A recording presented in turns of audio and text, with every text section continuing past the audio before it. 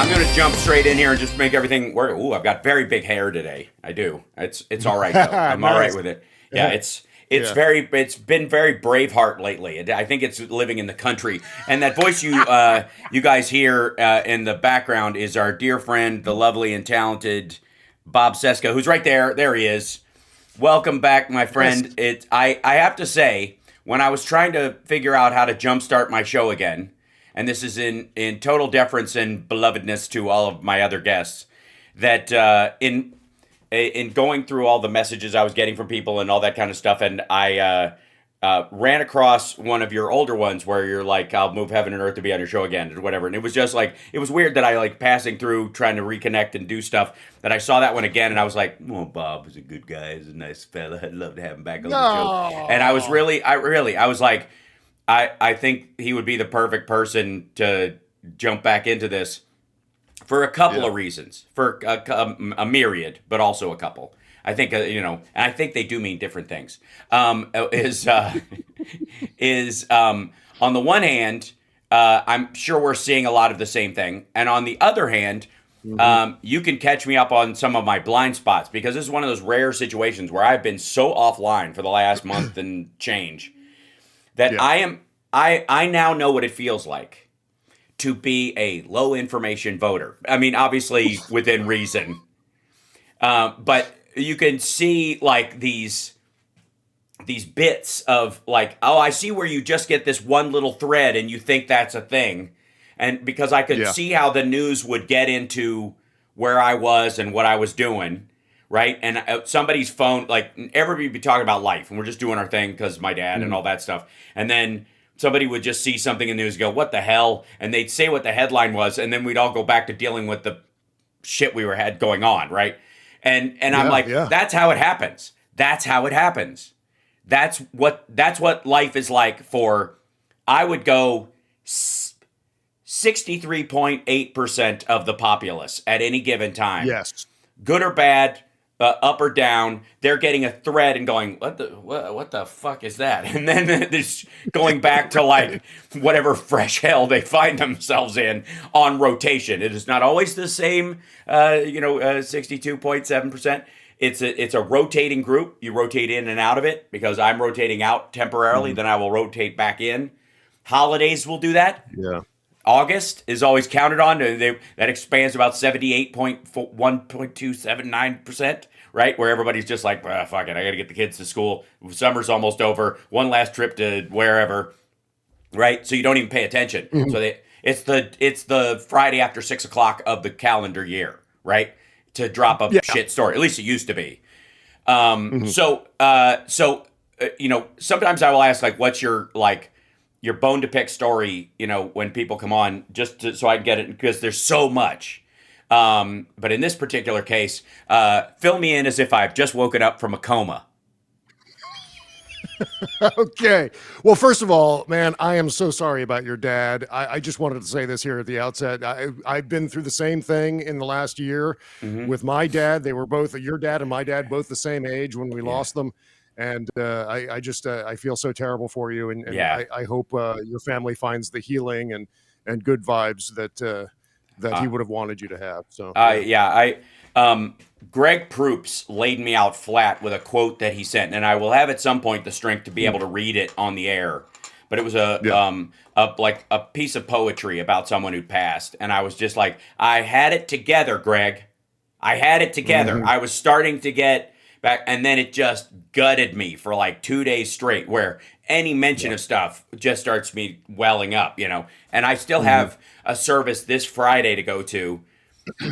We have this is what a legend my dad was. We have a thing on Friday we're doing for him at the like area where they live. They have this little clubhouse that everybody meets at, and has there's a chef there and all kinds of stuff. But they used to live. It's like, Hmm. almost like a retirement community, but on steroids. Like they build their own houses and that kind of stuff. But it's in the hills of Kentucky, hidden away, and they're having a little get together of all the people that know him from there. Then we are my dad my grandfather was president of Murray State University in Murray, Kentucky, and there's a building named after him. And my grandparents and my aunt are buried there, and my dad is going to be in a plot next to his sister. And so, but he wants to be in the headstone. He's been cremated, and he wants the ashes in the headstone, instead of buried in the ground separately or something like that. So the headstone itself has to be made to these specs. So they put it in there, and then they seal it, and then it goes, and then it transports down there like a monument and gets dunked into the ground. And I've got to help design that, which is going to be another.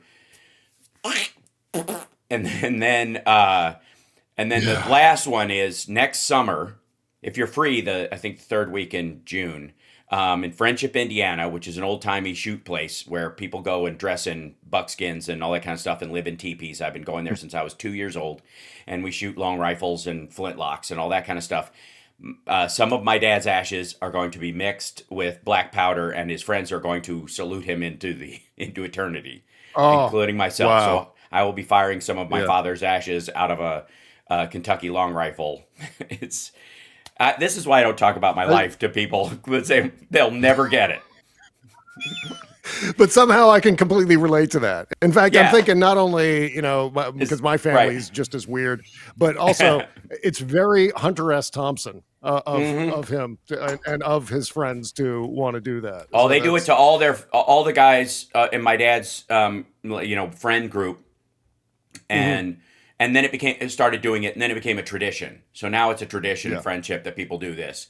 And so, I have given instructions, of course, and I'm sure you and I share this, that I will be cremated, all my ashes will be made into a diamond, a black diamond, with, for kiss reasons, but still with my, of course, my DNA laser etched inside it. And then a sample, of my cells, probably, have it wrapped in a piece of my skin or wrapped in hair. And then it will be encased in amber and launched into space, so that at some point in the distant future, an alien race can reconstitute me and I can catch them up.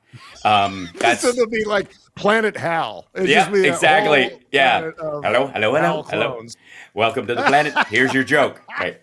So that's. Oh, I'm stealing. You think that. I'm kidding? I'm going to do that. I'm not kidding. No. I'm not kidding. That's what's going to happen. So, that said, and people, Stargal says, "Are you serious?" Yes, I'm hilariously serious. That's the operate. Yeah. I realize I operate in these two worlds at the same time. It's like being a parallel dimension character. I am always silly and always serious at the same time, and that's what confuses people. So. I will have a Masonic service. My dad was not a Mason, so he will not have that. But that will be another thing for another time. We'll talk about that. Okay. But all right. So what the fuck happened? So let me tell you my dumb part of what I caught. Trump piggy, MRI scan, crypto crash. Russians drafted our Ukraine deal. Hegseth is going to be tried for murder at some point in the future, whether it's under Trump or not. And what else? Trump thinks Trump lost at Turkey. That's it.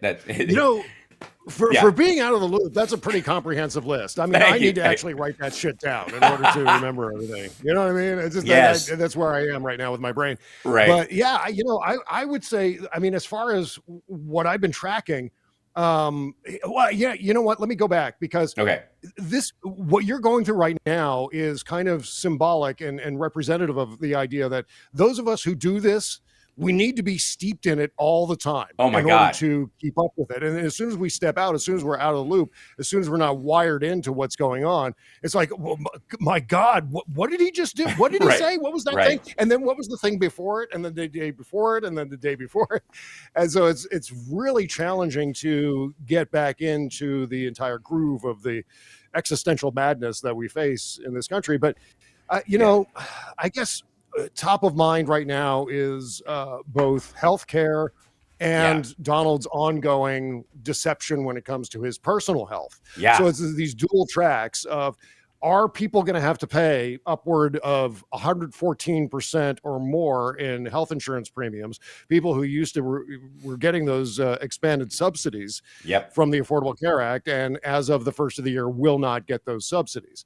And the reopening of the government and how that affected healthcare and how, you know, well, I mean, that's a whole separate story as far as the deal to reopen.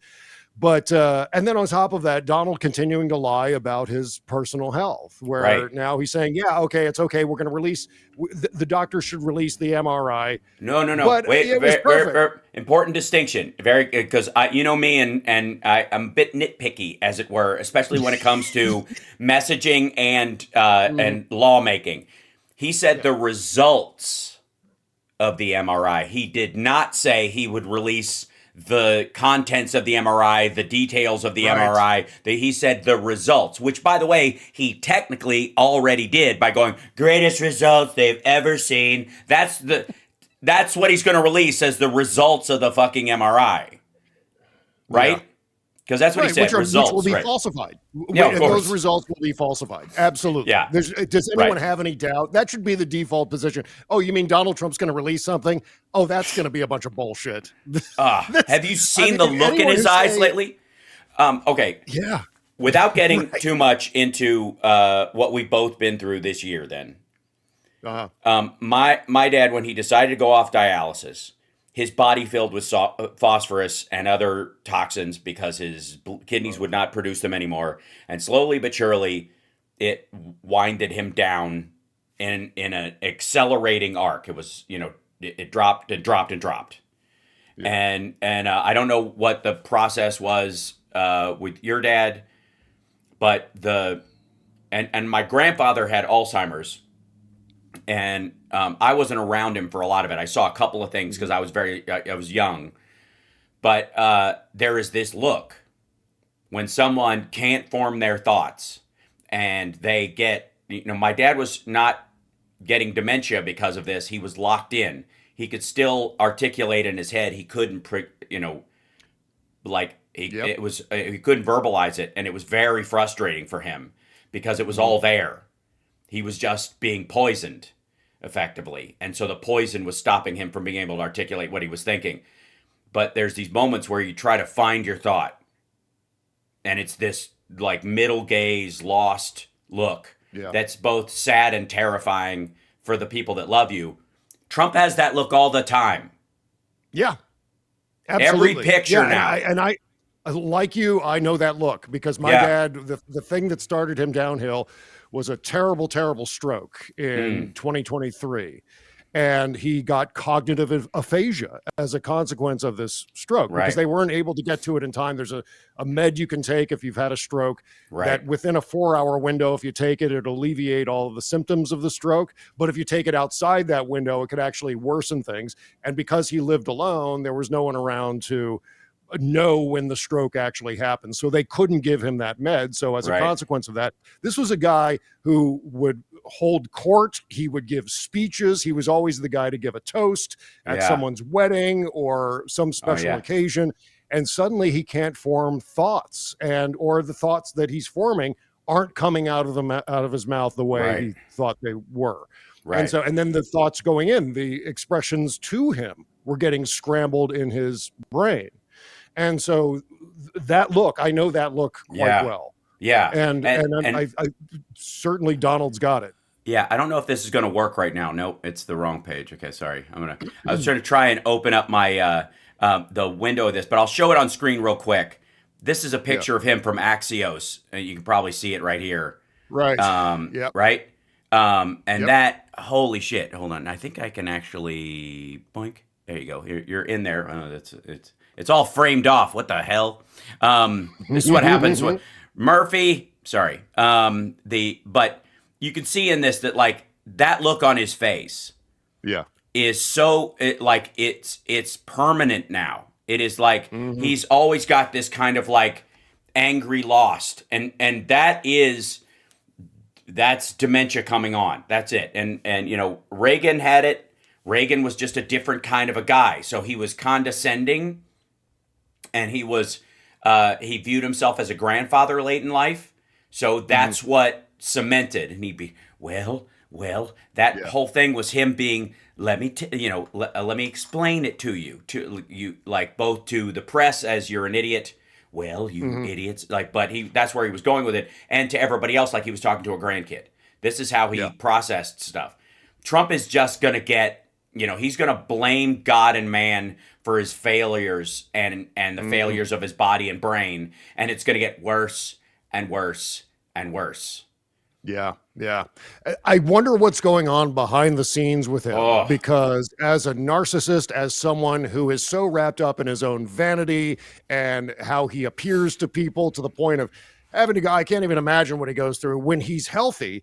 That entire morning routine to put his face on and to do the hair and all the things that he needs to wedge himself into as far as being presentable to the public. Right. But then you add on top of that the fact that at the very goddamn least, he has lost so many steps in the past year alone.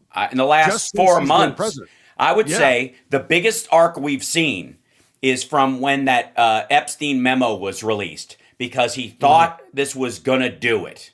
He was going to shame his followers, will do anything he said. He was drinking his own fucking Kool-Aid, which we do too often. We drink his Kool-Aid way too often, thinking he has this impervious control over MAGA, and that he's somehow, they'll always go with him and blah, blah, blah, because of, past being prologue. But everybody's got a line. And for a lot of these assholes, Epstein was it. And when that memo came out, and in the following week, it didn't go away and it started to accelerate, that's when he started getting really shaky. You can look at just video of him afterwards, just like he's losing sleep over this. Well, you remember our friend Brian Karam talked about this one occasion during first term where Karam got some procedure. I forget exactly what it was.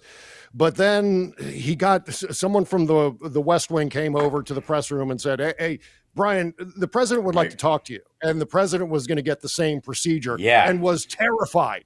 He was terrified to have this procedure. So I think this is all a combination of not only wanting to cover up his actual condition, which he's been doing for at least 10 years now, but on top of that, just being utterly terrified of having to do these things, like 2 MRIs within the same year.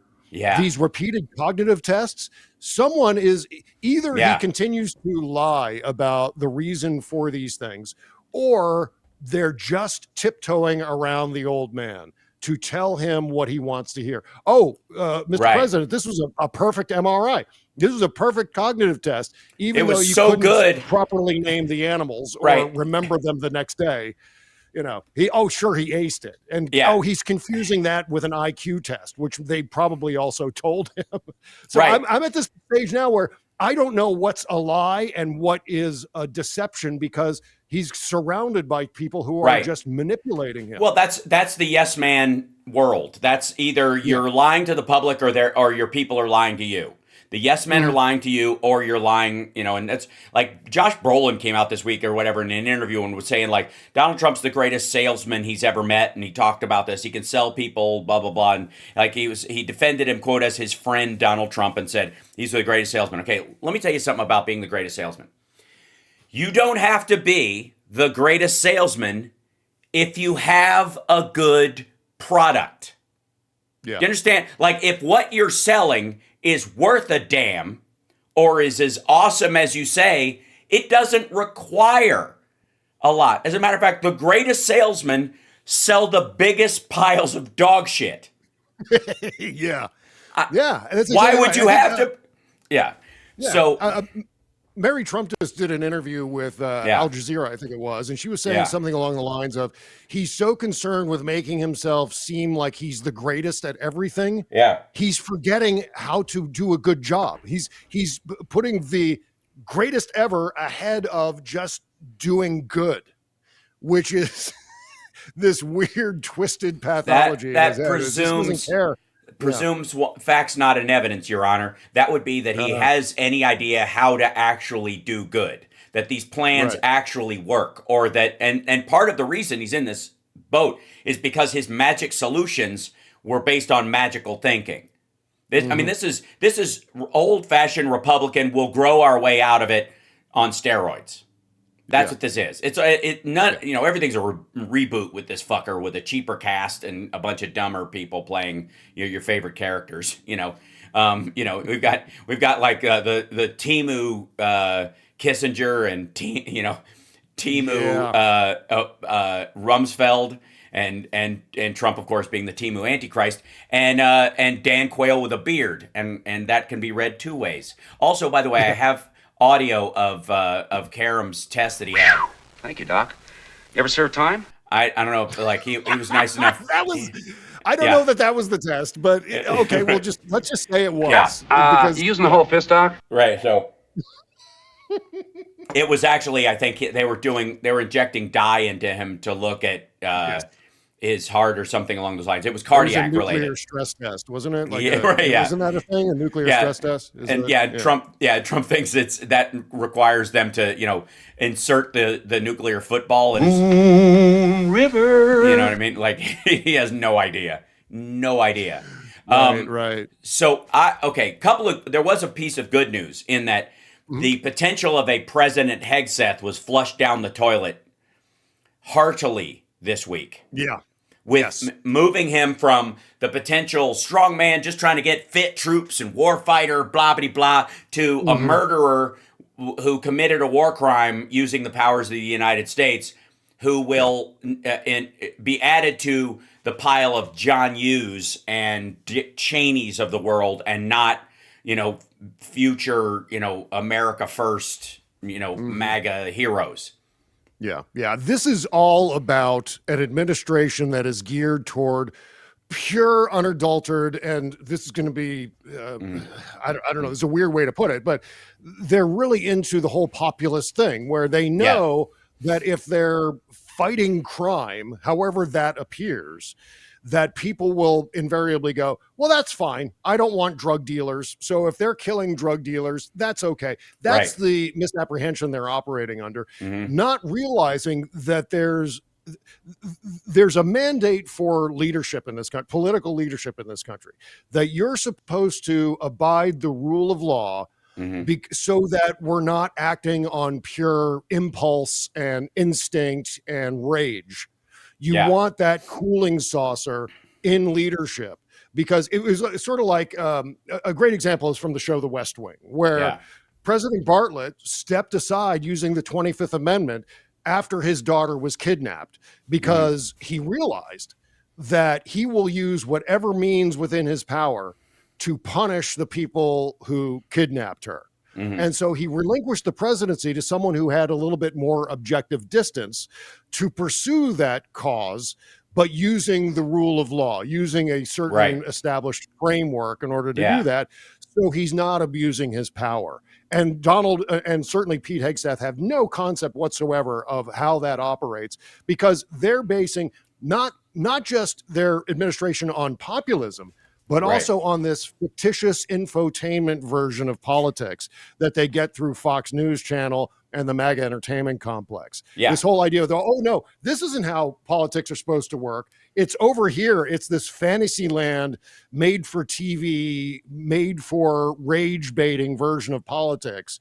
And that's the real way you operate as president, and in the case of Pete Hegseth, Secretary of Defense. And so that's been the ongoing misapprehension with this administration. And maybe they realize this, and they're just taking advantage of the fact that, if they're saying that they're murdering drug dealers on the open seas, that most people will go, well, fine, because not in my backyard.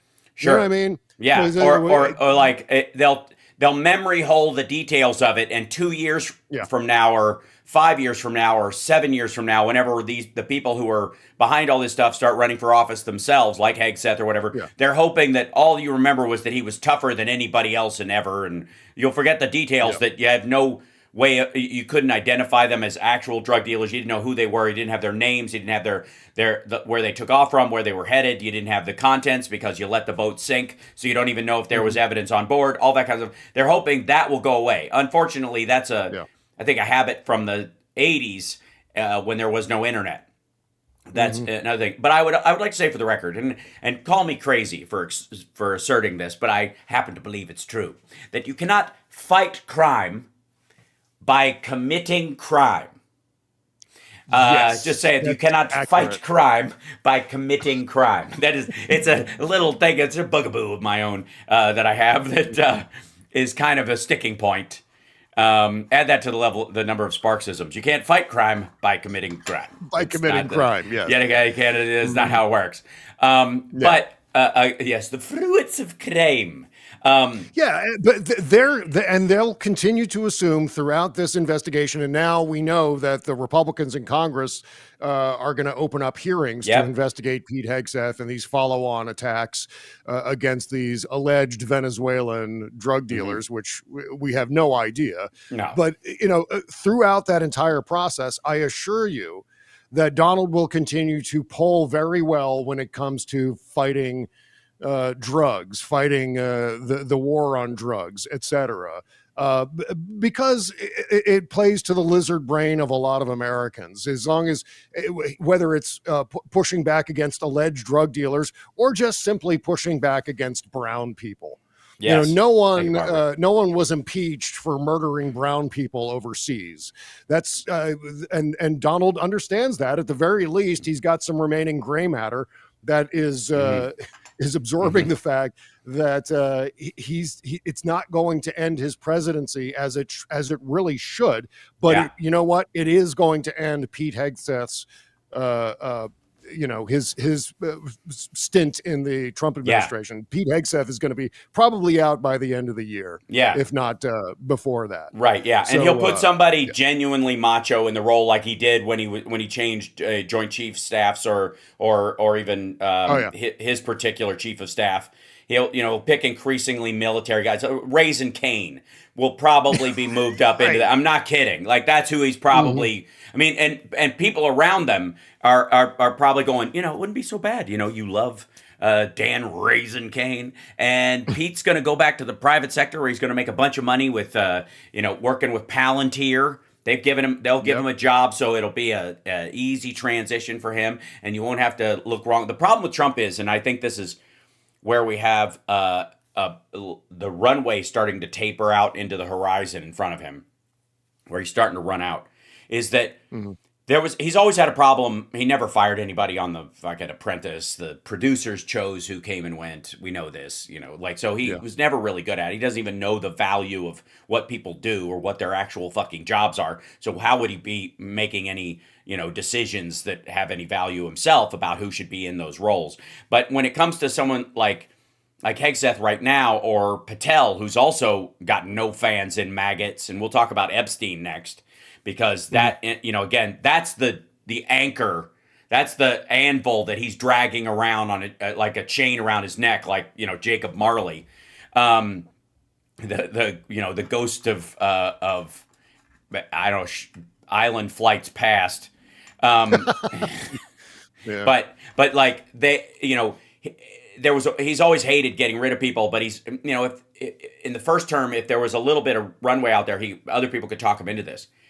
With his brain fade and his awareness of his own mortality and his sort of like, if you give any ground, Roy Cohn, never admit defeat, always deny everything, all that kind of stuff. It's becoming increasingly hard for him to fire anybody, because it's an admission of weakness or being wrong, and he can't do it because everything, if you can't speak honestly about an MRI you had, and you have to hide those details, obviously you're not going to be able to be forthcoming and go, well, he wasn't doing the job I set him out on doing, and it's important, and blah, blah, blah. You have to have leadership skills to do that. And he's just hiding behind everybody. All these people are like, they're like shark's teeth. The idea is that they break off when the attack is too hard, and then another one moves in to fill their place, and just always producing shark's teeth. And he's the shark. And he's got to believe, like, at some point, if they can't fill it in, he's running out of teeth, as I guess my to bury that analogy. And so how does Pete Hegseth get, actually bounced in that circumstance? Same thing with Patel. You got to start admitting, like, oh shit, they were burying Epstein stuff. oh shit, Yeah. they were, he did something wrong. Mm-hmm. Well, he's probably going to resign. I don't think it's going to be Right. one of those situations where Donald's going to say I fired him, because Donald doesn't want to admit that he's wrong. Right. And along those lines, what we're looking at here is second term Donald, who's full of hubris, who's full of delusion, who's full of narcissism, thinking, okay, this is all about me. I can do whatever I want now because I don't have to run for re-election in 28.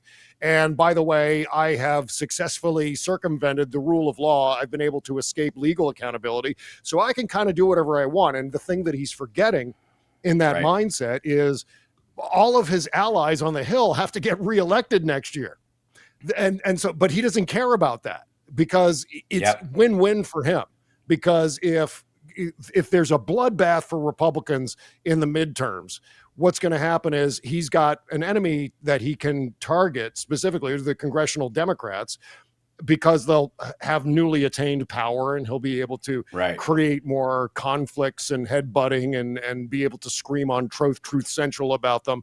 It's just a bigger target for him. But if the Republicans end up coming out on top, which they won't, but if they do, that's also good for him. So he's not even considering the long-term ramifications for the people surrounding him. All he gives a rip about is his own fortunes, and he feels invincible to a certain extent. Health aside, politically, thanks, John speaking, Roberts. he feels like he can get away with anything now. Right. And so there's that too. Yeah, I guess the Supreme Court is his fallback, that he can do whatever the hell he wants, and everything he does. Maybe the perception is, and this is what the people around him, including Melania and, on behalf of her back channel with Russia, talk him into doing by going, you have the most powerful man in the world. You can make any decision you want, and everyone has to do it. Even if it's something that makes you look bad, you will look great because you are, extraordinary. Just exercise your power just so you can, right? That would be the theory where he can be yammered into getting rid of people that are a liability by the people around him.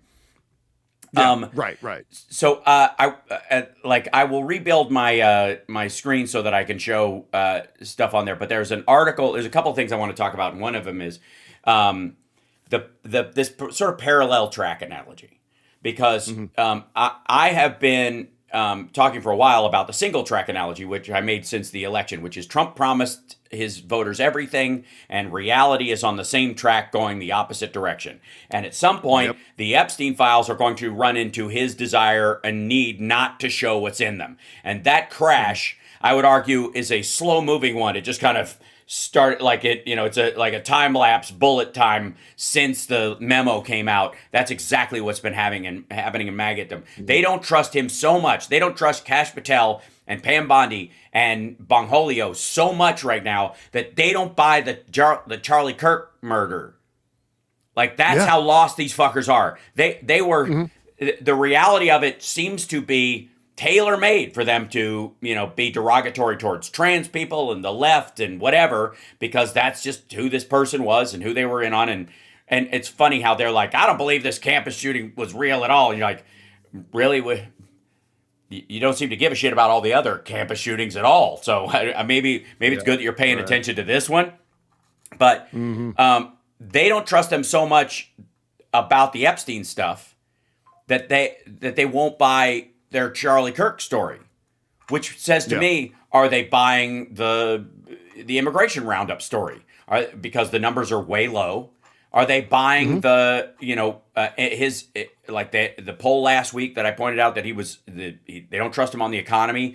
Somewhat like 61% of Republican voters blame him for the state of the economy, which you should, because even most presidencies, you got a window of time before your policies kick in, but they ran in there so fast and started, move fast, break things, Doge and tariffing all over the place, that he clearly owns it, because it's, it wasn't some subtle change in monetary policy. This was a, boom crash.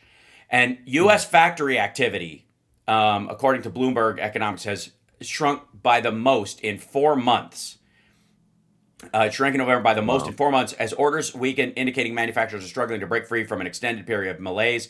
The Institute for Supply Management Manufacturing Index eased 0.5 to 48.2, which is below 50, which indicates a contraction of the economy. This is an example of gravity. This is an example of, like, I don't give a fuck what you think the monetary reality is or how you're going to, whatever your solution is. Right now, this is what's actually happening. And most of it is directly related to Trump's tariff stuff. They know he's the cause. And so what his solution is making the problem worse. And we know this. That's how he's always operated. Look at COVID, for fuck's sake.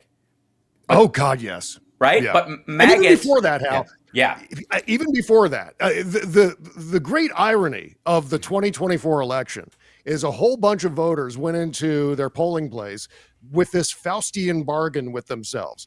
I'm going to turn a blind eye to the fascism, the racism, the corruption, the criminality, the insurrection, the COVID death toll. I'm going to ignore all that stuff because the businessman president is going to return us to the 2019 pre-COVID economy, and things will be great again. Prices will go back down to where they were in 2019, and things will be wonderful because businessman president once again. Right.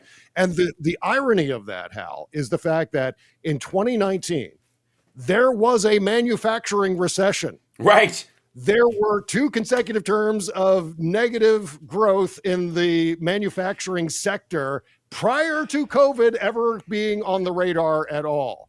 And the great irony of that is, again, that was a part and parcel of his initial tariff regime. It was part and parcel of this ongoing ridiculous trade war of choice with China and so forth.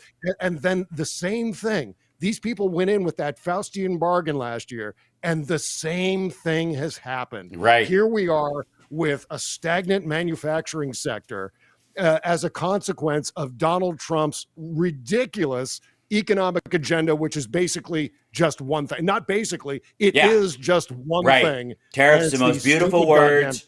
It's the most beautiful word, you know, maybe right next to taco. Also, by the way, I'd like to point out that we entered a fucking recession in February of 2020. In February of 2020. And COVID saved his ass.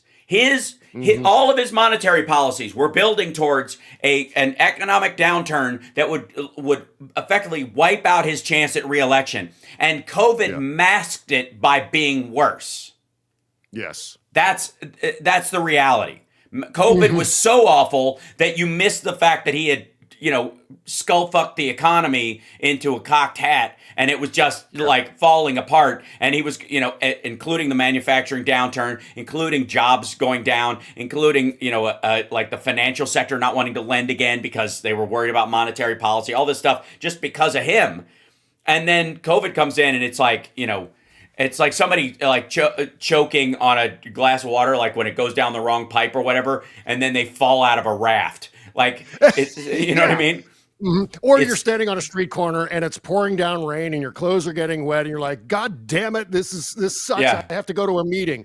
And suddenly a semi-tractor trailer rolls on by and splashes you with a tidal wave. That's right, yeah. Or the day after tomorrow happens, right? And just there's a big tsunami that just swamps the whole thing. Right. You're right. Okay. Right. So, so that's absolutely how that works. And I would tie this, taco is one thing. And so we know that the entire Wall Street is treating Donald Trump like the traders in the people who were involved in real estate in New York did for years. Like, don't include him. And if he does anything, whatever he's for, be against it and you'll be fine. Like, this just, he's that predictably fucked up. The only difference now is that he's got actual power because he can move billions, if not trillions of dollars with a tweet, or a message, a truth sinkhole post. But other than that, it'll come back anyways because he'll walk it back because he's fucking stupid. So these taco trades happen sit it out. This is dumb. Don't if there's a dip, buy a little more because he doesn't know what the fuck he's talking about. The other thing happens. There's a huge crypto drop this week, and it was like it lost, I want to say, what, 25% of its value. Went from its all-time high of 123,000 to like 83,000 today. And all basically since Don Jr. got into the market, pump and dump. That's what happened. Oh, everybody, yeah. It was all the like FOMO and fear of missing out and all this like greater fool theory where people are like, even though I know this is worthless, maybe there's an asshole who doesn't. And green mailing. It's green mailing. What he used to do, Donald and Fred used to do this in Manhattan back in the day, where they would do these pump and dump things with stocks and shares, and they would manipulate the media. And remember, it was not only Donald Trump, but his dad was his wingman. That's how it was described in the New York Times. Fred was Donald's wingman and manipulating the stock market. Unbelievable. And here they are again with crypto. Well, I mean, it worked with his like him buying chips for his Atlantic City hotel and casino, and then with the idea of never cashing them in. It was effectively an under the table investment in the property just to stabilize it so that his family would continue to make money over the top of it. Illegitimately, by the way, faking its wins, faking its success, underpinning it. So there's. And by the way, my favorite thing, my favorite story, just to interject here while we're talking about stupid Donald investments. Yes. TMTG, Trump Media, which owns Truth Central, is down 75 goddamn %. There's your businessman president. Right. Donald Trump can't make a social media platform work. He can't make social media profitable in the age of social media, Hal. Yeah. That's how stupid and incompetent he is as the businessman president. Sorry for the dick quote. No. Yeah, absolutely. Well, so one of the big reasons is that Trump is not an idea man, no matter what people think is. He is simply a barnacle. He chases whales. He always has. If the trend is moving in this direction, just grab and hold on for dear life. And then the trick is get out before it hits the propeller of a cruise ship, to use my whale analogy, right? So the greatest example is Truth Sinkhole, which, by the way, is built on the Mastodon architecture, which is why it would be truth.social, because you'd start a social media network on Mastodon. That's what you call it. And they just borrowed the structure, pretended they made it. It's just fucking stupid. Anyways, so Truth Sinkhole is like based on that Mastodon structure. If they'd used Ning or built their own, it would cost them money, but this is just a way to do it for free. But at the time they did it, there were already 5 fucking right-wing online platforms dedicated almost entirely to maggots. Gab, Parler, Rumble, basically and then Twitter came in and sideswiped, but there's one other. What was the other one? Gab, Parler, whatever. I'll remember it in a minute. But there were already a bunch of them. It was an overserved, very small market with no fucking money. But the idea was, I'll come in there and I'll wipe out the competition. Well, the competition is your own fucking friends, you dumb motherfucker. And so, fucking Bongholio owns a chunk of Rumble. He owned Parler. Parler was the biggest, intel dump of a social media site, I think, in history, short of the one big one from, that was minuscule on Meta on Facebook compared to how many users, but was giant compared to everything else because of the volume. But Parler was 7 petabytes or terabytes of user data, locations, their photos, their personal information, photos of their fucking driver's licenses, all of it, because Bongholio was using the demo version of security software on fucking it was $17 a month to use the real version, and they just used the demo, and it was you could hack right past it. Just fucking whatever. Anyway, so he jumps in. He's like, "I'm gonna screw these. I'm gonna dominate this market." Well, you already do, idea-wise. Now you're just skimming money, and so so Trump and Eric and Don Jr. are moving out of real assets into crypto. This is what the two of them are doing. They started American Bitcoin, They started World Liberty Financial, which just sounds fucking. Oh God, I made a joke to my and I might have you come on to do an episode of this because I'm gonna do this, but Okay. that after Trump takes over, NPR, he couldn't shut it down. So instead, he's just going to turn it into national prepper radio, just take everybody out of, that's there and replace them with all these maggots who are like, today we're talking barrels of pancake batter and what kind of ladder you want to, ventilation in a bunker is very important, especially if you've got a diet of almost entirely beans, right, Gary? That's true. And we're here by an endowment from the Blaze Foundation, selling the end of the world forever. Just like have you seen the tiny airplanes and helicopters moving the tornado towards the town? Yes. Oh, fuck me. Right. Let's do a whole quiet, soft spoken NPR sweaty balls kind of commentary on weather weapons. Absolutely. It's absolutely. Especially after the new Bill Gates thing, which we'll finish out the show on, because I just love when the misreading of simple conversations about reality and attempting to present another solution cause a cascade of they're going to burn down the world. The whole thing is they're going to boil us alive so that Satan can rise again or whatever. Like, well, they're trying to bring about the end of the world. Well, so is Jesus. So I don't know what the fuck you're talking about. Like, dude, you do realize the world has to become total shit for Jesus to come back. If you want that to happen, you cheerlead it, I think. I don't know, whatever. Anyways, so this American Bitcoin thing. I want to talk about Eric and Don, because this business, they are, it seems like Ivanka and Jared are moving towards real assets. They are dealing with real financial assets, the Saudi wealth fund, which is building real places like golf courses for Trump and Trump named shit for after he passes away. And there's, and Ivanka can relaunch it as a Kardashian model, right? As the daughter who was blameless in the second, she wasn't there for the second term at all. Neither were the boys, though. Everybody is like fucking moving away from the stench, right? But more so her. But they're going to be dealing in real assets and the brand.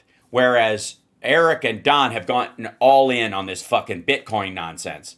And right when they put their biggest fucking launch of shit, it took a dump. It just fell apart. So they have this World Liberty Financial is going to, there's going to be indictments, period, at some point, and it'll be on a state level and multiple AGs, because they're going to just fuck people out of their inheritances and their fucking nest eggs, no question. And then this American Bitcoin shit,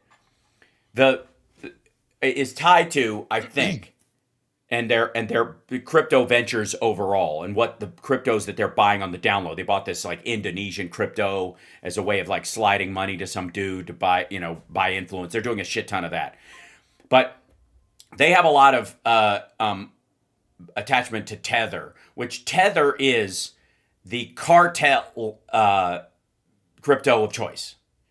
Cartels use the Tether coin because it is pegged to the dollar. It doesn't go up and down. All of it is a stable coin.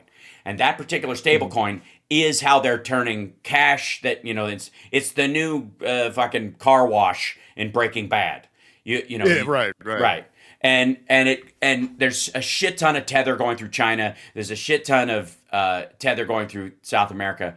The irony being is that, and this is the same thing with what BRICS was going to be, is that now all these people are invested in the dollar remaining stable and if anything stronger than usual. So if you're trying to lower the dollar which is what Trump and Bessent and these guys are trying to do, so that there's an excuse to lower interest rates and we can kind of this necessary parts are the only way you rebuild after high interest rates. You can't do that if the secondary pressure is every gun runner, drug runner, and human trafficker on the fucking planet, including your buddy Vladimir Putin and Milei and the president of Venezuela and all these guys. They're your enemy, but you need them because they're creating this artificial pressure the other way. It's that is good for Don and Eric, but terrible for the United States. And so that's the problem with the level of corruption that we have here, and none of them understand it. And I don't know. I'm curious if you have paid any attention to this, because this becomes one of my like dig downs where I'm like, wait a minute, what? Like that's when things are bad. When I go, wait, what? No. Hold on. Let me look this up. Let me look that up. Now let me look that up. Now let me look that. So I went on this fucking tether pull on crypto over the last little bit. It was like my distraction of choice. Yeah. And well, I'm not as up to speed as you are on the whole Donald Trump family crypto scam. But what I am following is the fact that crypto is being used as a way to bribe the president. Yes, that's certainly what's going on. Whether it's okay, we're going to invest $50 million.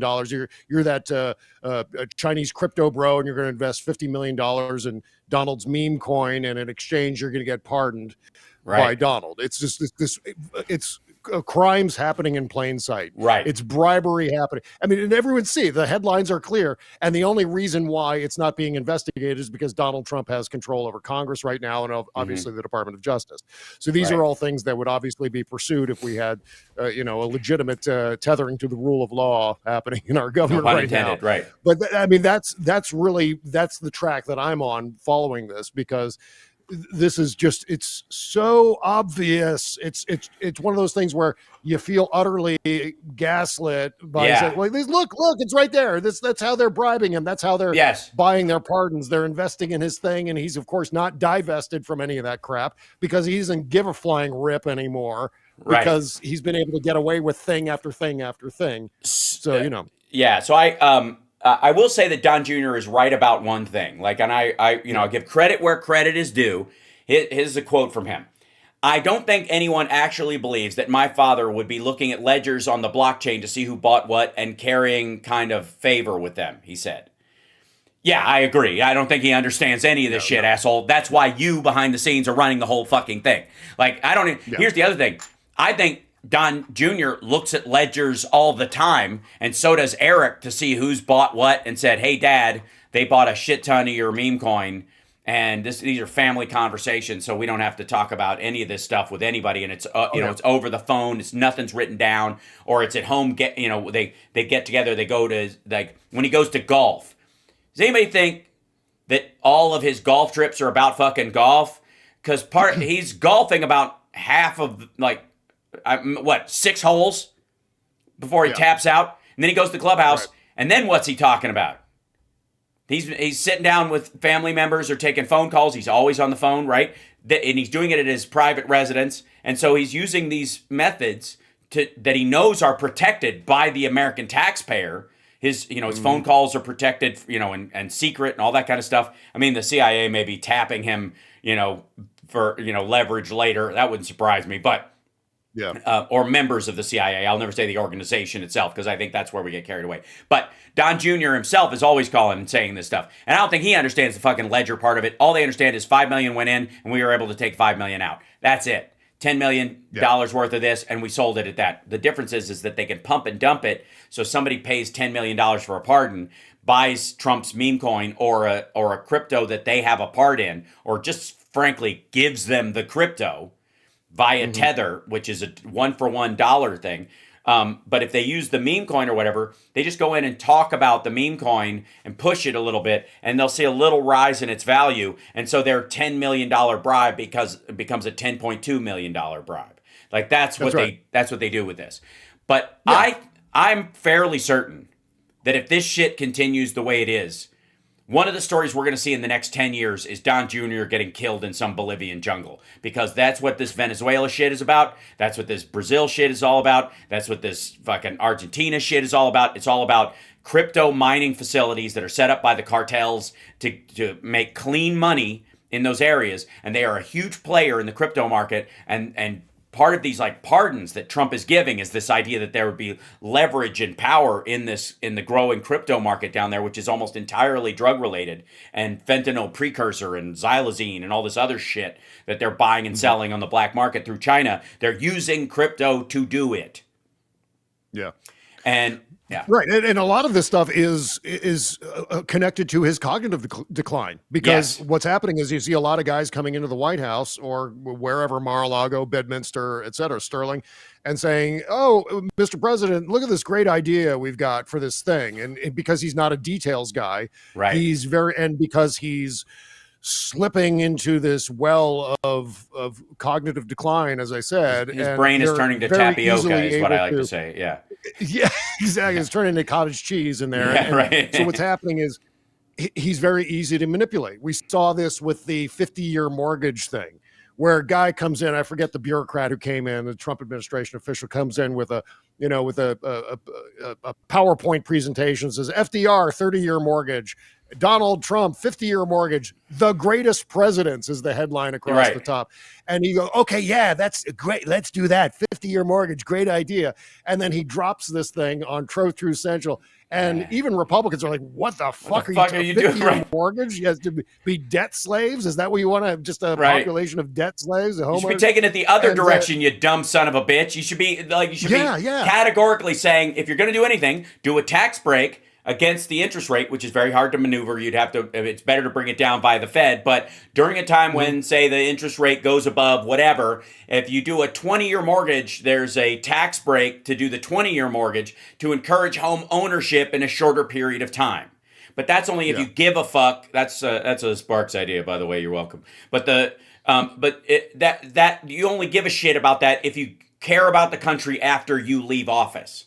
Trump doesn't. So he's never going to think about stuff with a fucking 20-year sunset to it, because he doesn't give a shit. Of course not. Yeah, no, absolutely not. And this has been his business model all along, which is to take someone else's idea and piggyback his name onto that idea. The Trump organization is almost entirely centered around licensing Donald's name to things that he didn't create, whether it's watches or vodka or whatever, the sneakers, NFTs. We can make some money on that. Great. No one's going to get their watches, and when they do, it's going to say Rump Watch instead of Trump Watch, which is an actual thing. That actually happened. Yeah. But this is how he ends up buying in and getting connected to these large scale crypto scams, because I can assure you, Donald doesn't understand what the fuck crypto is. He doesn't understand the details of that. He just, his kids or the people around him sell him on these ideas, and he goes, fine, okay, good, we're going to do that thing that you talked about. Yeah, well, apparently this was a thing back in the day, and it's one of the reasons why he went, bankrupt 6 times, was because anytime Don and Eric would come in and go, Dad, I got this great money-making ability, and it won't cost us a thing. We just license our name to this, and they pay us for this part of it, and we can leverage this that we don't even own against that. It was all this Armando Montalongo fucking stacking houses on houses bullshit. And that's why they ate shit a bunch of times, because there is an actual investment, and you are on the hook for leverage shit like this, and they don't understand any of it. But they would come in and give him this dog and pony show, and he'd go, do it. And then they would create a separate LLC, thinking it protected them. That's why he's got 1,500 fucking corporations to the Trump organization, because he figured that firewalled everything. But it doesn't, because and that's where he was like, what? Like, we don't know that. That's a whole other company. Like, no, it isn't, asshole. Is that your signature? Yeah, but I didn't do it. That Don traced it on, whatever. They did this before. The same thing is true of the shoes and the fucking meme coin and all that kind of stuff. It's the same in the fucking White House. And in fact, I'm convinced with the Pete Hegseth follow-on murders thing, is this was something that was authorized by Donald Trump through the same process. Right. There are these two guys, they're floating on a thing, next to the wreckage. What do we do? Okay, kill them all. Yeah. And that's how that kind of shit. And obviously we don't know for sure that that's the way it went down. I think we're safe to assume it. But at the same time, this is just an example, or a possible example, of how Donald is manipulated into doing ridiculous things and scandalous things and criminal things. And then every action he takes after that is perpetually trying to retcon and fix the previous scandal. And then that gets him into another one. So it's this like Russian nesting doll of scandal and crime, right. One thing trying to fix the previous thing, and then he's got to do something else to fix the thing that he was using to fix the previous thing, and on and on and on and on and on. Right. And that is, I think, one of the most underreported stories of the ongoing Trump nightmare, which is that everything he does, every crime, is trying to cover up a previous crime. You can loop in Epstein, you can loop in crypto, you can loop in bribery, you can loop in, name it. And this is how he operates.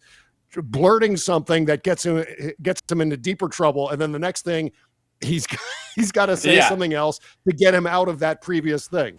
Well, it's an amazing dynamic. Yeah. Now he's got basically the American taxpayer as his firewall against the comeback on this, and especially when it comes to what the Supreme Court has said as far as what he can legally do. So what the orders are going to be, and you're going to see John Yoo level fucking gymnastics and contortionism on this idea that Trump told him to solve this problem by any means necessary, within the law. And therefore, if I could shoot these people with a handgun, so can you, because I told you to use every tool at your disposal to end the blight of Americans being killed by drug dealers. That's what he's going to do, which is, and it's not going to work for Hegseth.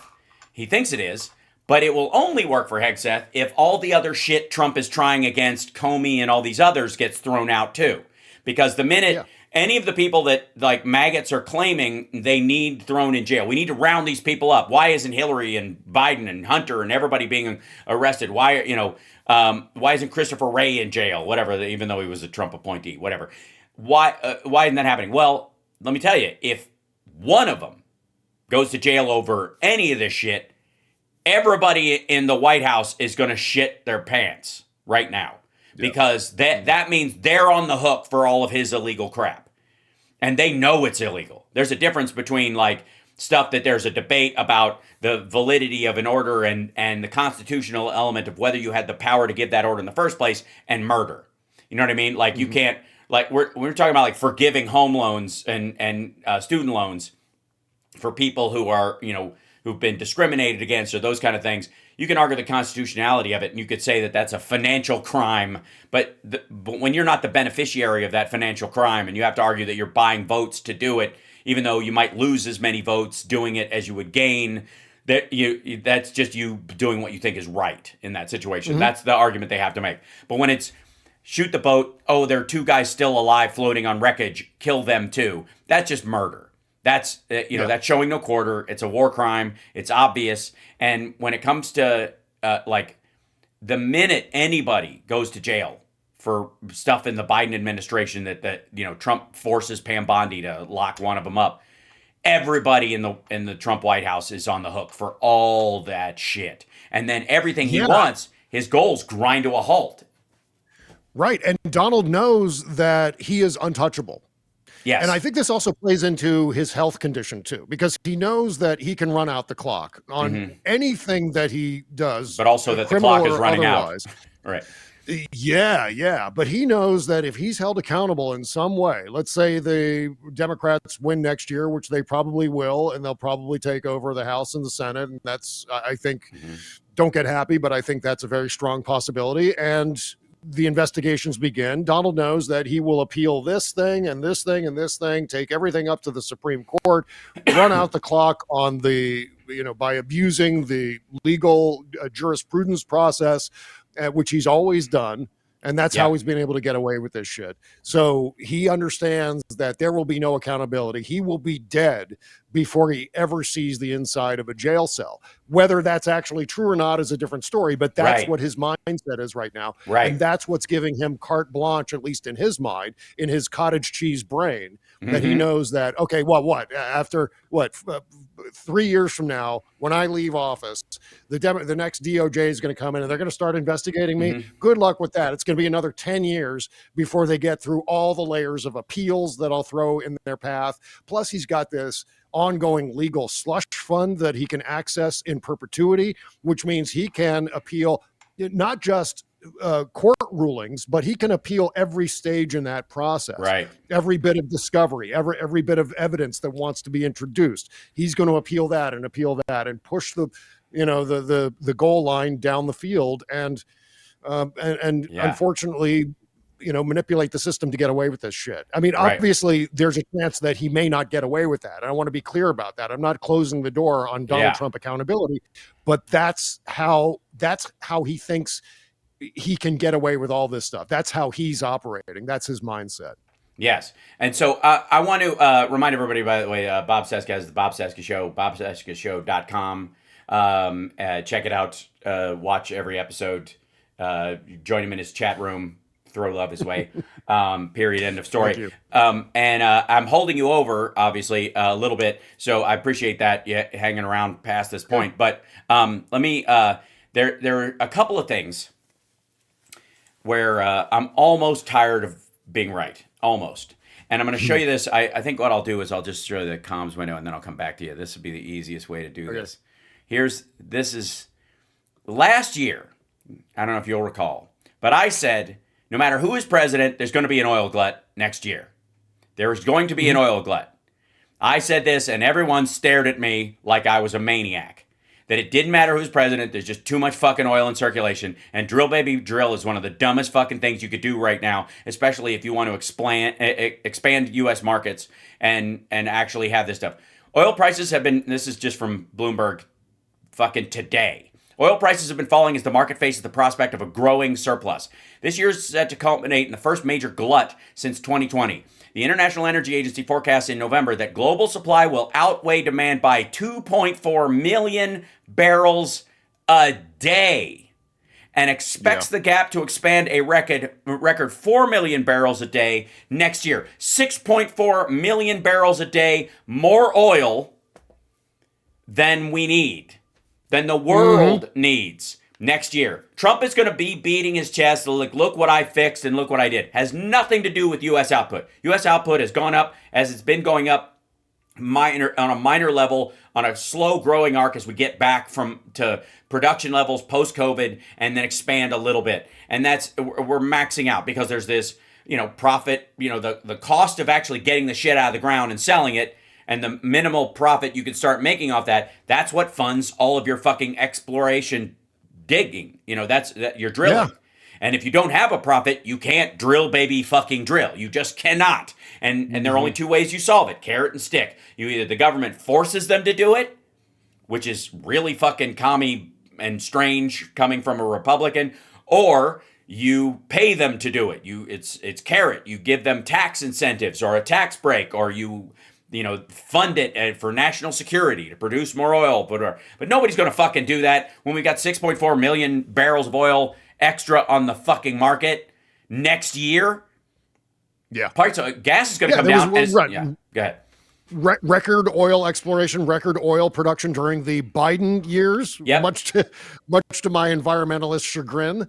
But that was absolutely the case. I mean, am I misremembering that? I think we passed a threshold during Biden when it came to domestic oil production. Yeah, we beat, once you beat the record, I guess every barrel after that is still a new record, but they only measure it when it gets to in units of 100,000 or some shit like that. But basically every day once we hit 13 million barrels, which was 2022, beginning of 2022, somewhere around there, it just is record breaking all of the, okay. So, and we've got a capacity of, we take in, U.S. uses about 19 million barrels a day. That's the U.S. usage. We produce about 13.5 now, to a little higher, it varies.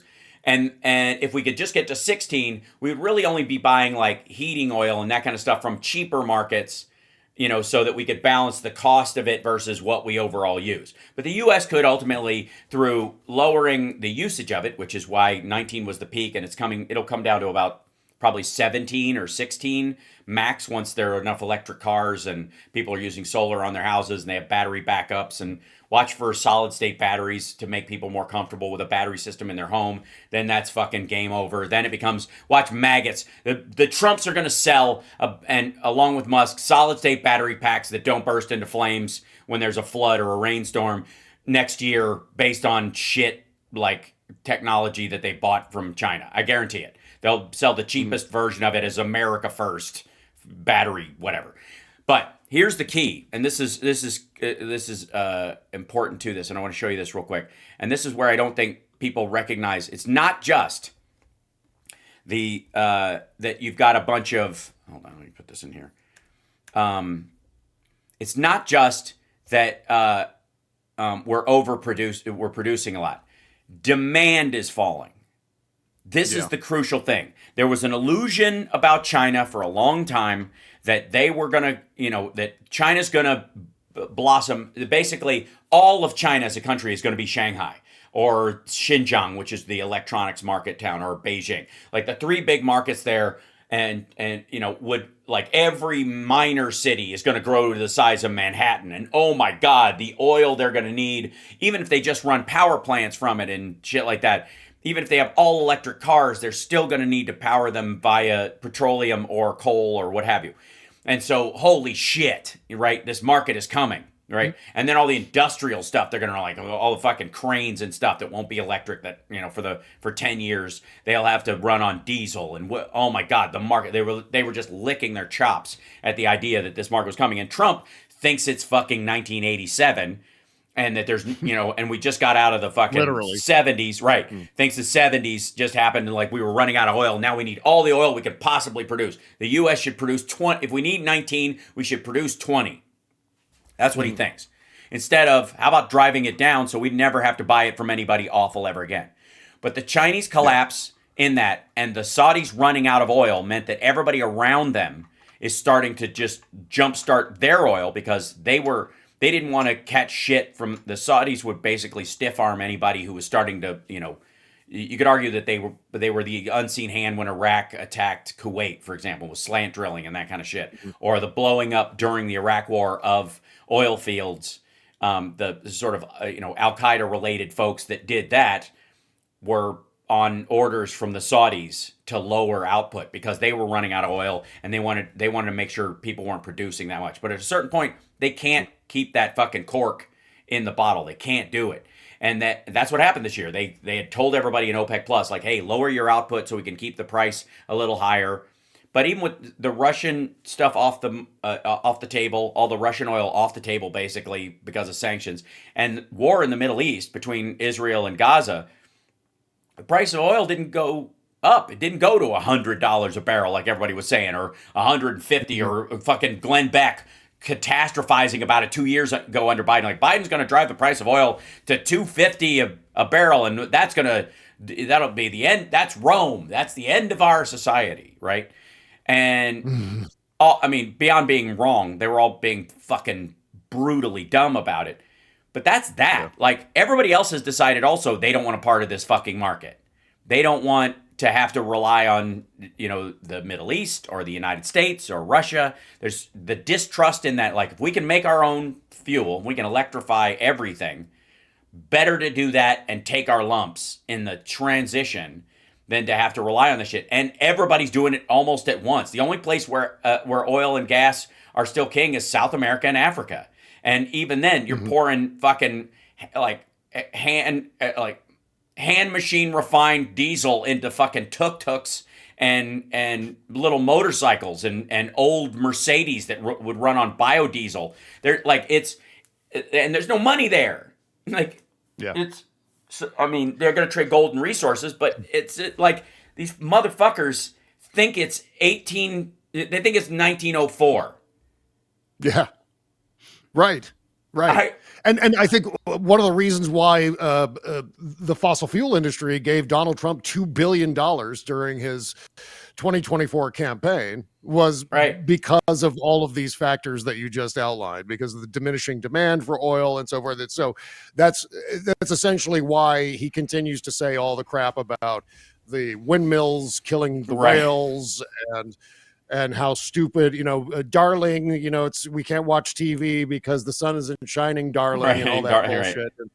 and drill baby drill. I mean, the whole drill baby drill thing, on top of it being derivative of Sarah fucking Palin. Yeah. It was also triggered by the fact that he got $2 billion during his 2024 campaign. Right. Yes. So these are all, it's like, okay, I'm just going to enrich myself off of these guys and not give a flying fuck where the actual economics of it are. And the reason they did it was because they wanted to push back against the electrification of cars in the United States. They were worried about that trend picking up steam and putting them out of business in the long term. So they're like, hey, if we can just slow this roll using him, because it's inevitable. They know it's inevitable. Biden even said it in the last part of his term. He's like, the electrification of cars is inevitable. And I've often said, I don't understand why they don't sell it to maggots as freedom, because you can't refine oil even if you had a fucking tap in your backyard.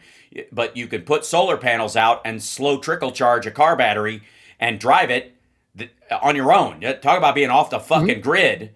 You don't have to go to a gas station ever if you can pace yourself. And as that technology gets better and better and better, and you use, like geothermal mixed with other things at your house, you could supply all the power you need for your house and your car as they get more efficient and never have to go to a gas station ever fucking again. Imagine, if you will, I have a dream, Bob Cesca. Oh, I've got a dream today that everybody driving down the road never sees another gas station or power line.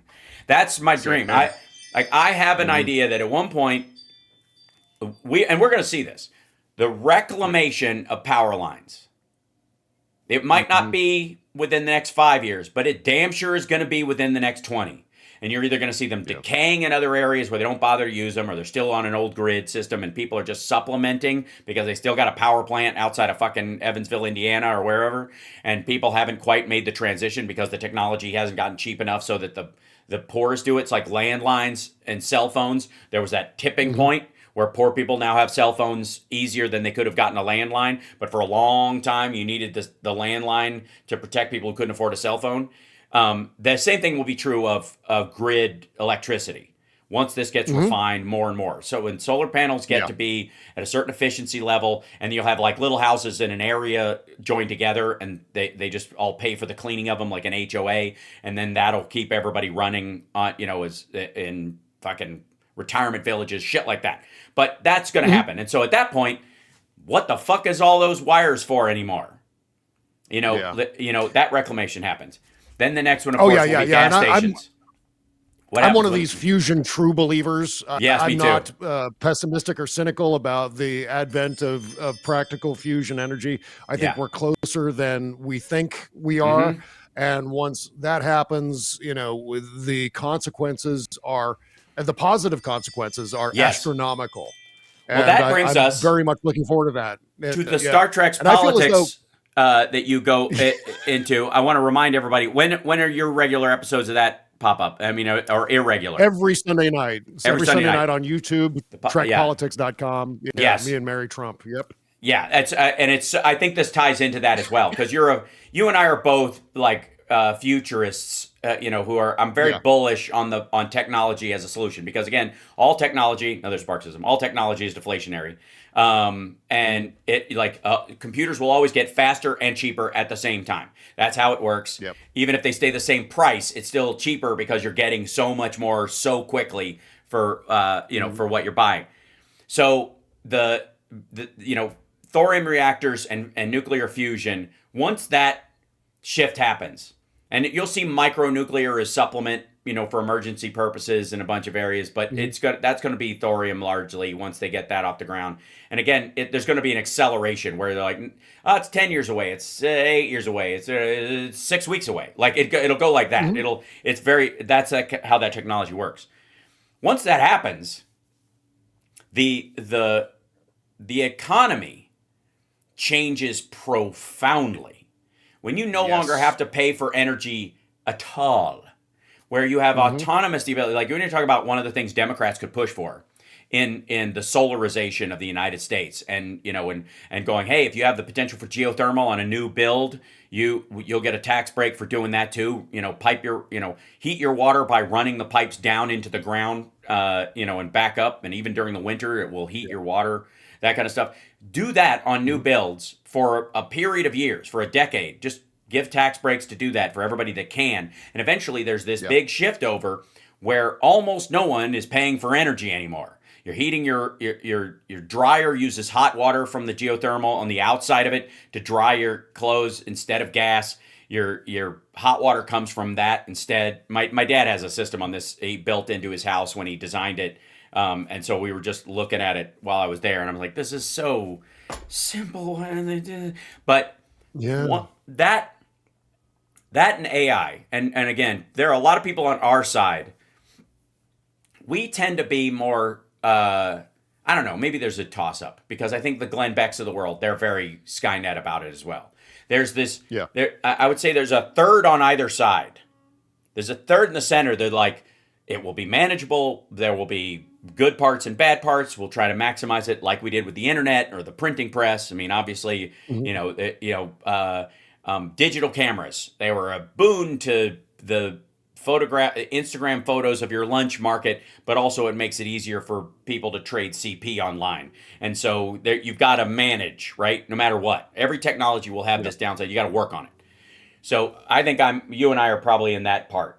And then there's the, it'll bring around Skynet because AI is Satan, and therefore it will, it's just the way the Antichrist is going to be digital. That's the way the right-wing Alex Joneses of the world are dealing with it right now. And the huge chunk of them. And then on our side, it's like Skynet's just going to decide we all suck, because that's the prevailing myth amongst the fringes of our side, is that humanity is actually a barnacle or a flea or a virus or some nonsense that they were fed into their head by, some abject Democracy Now! Story back in 1991 that, humans grow not unlike a virus. Like, shut the fuck up. Anyways, that crowd thinks that Skynet's going to come to the same conclusion. This is like that would be the politics of the Fifth Element, where if she watches enough TV, she's going to decide that, right, when she's like, why should humans live? They're so terrible. And like, asshole, we didn't have those nuclear wars. You're watching testing videos. We didn't do it, obviously. Look outside. There's billions of fucking people. That didn't happen. We stopped warring, clearly, on any major scale. And your people are coming to kill us.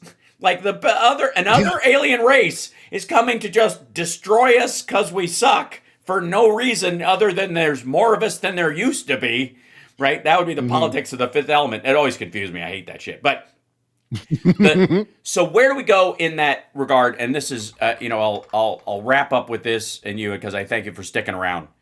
The sort of politics of Star Trek, which is there are credits for stuff in the economics of Star Trek, for stuff that isn't just a necessity.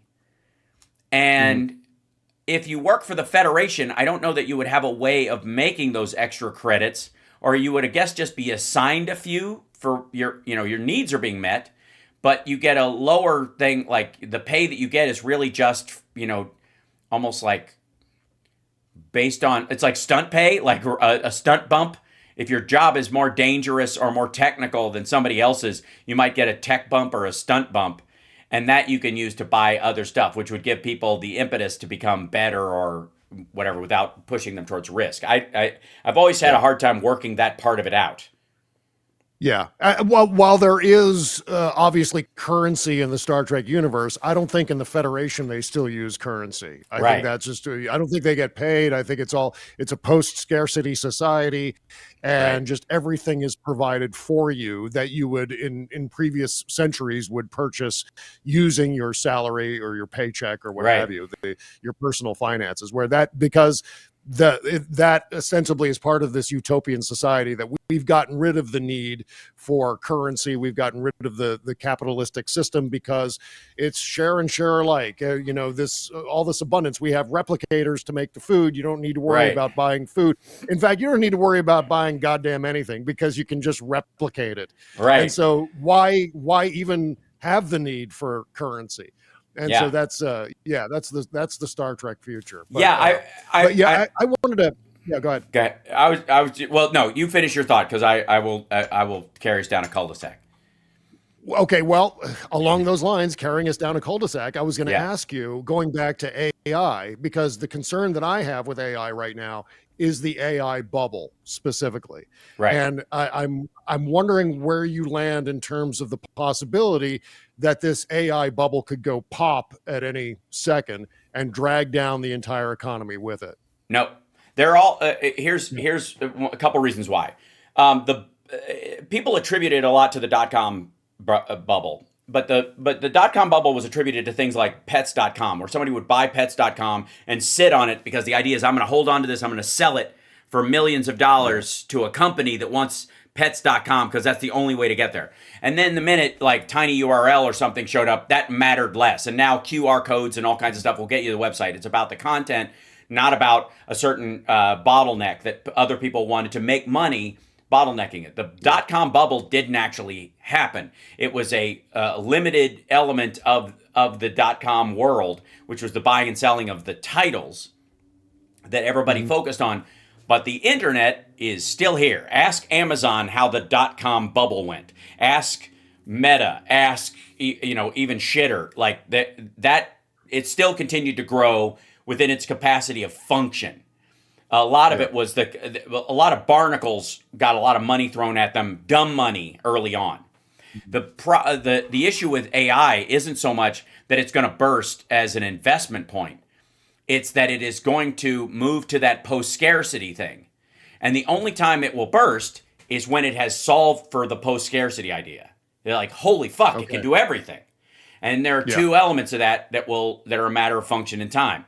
White collar jobs and the digital part of that where people will have a co-pilot or a barnacle or a secondary them that helps them do work while they're doing other shit. So that if you have to leave your desk, hey, finish this report for me, I'll review it and show me the reviews when I come back. Like you have a partner at work, my kid is crying in the other room. And then you go handle that and then you come back and everything's fine. And then you pick up from there, which is something only rich people with an assistant could afford to do. Now that will be for everyone. And what I would say is that the AI bubble will be dwarfed by two things: Jarvis and robots. Robots will be the material thing where factories have to be set up to do all these things, and specialty and non-specialized humanoid robots will be the useful thing.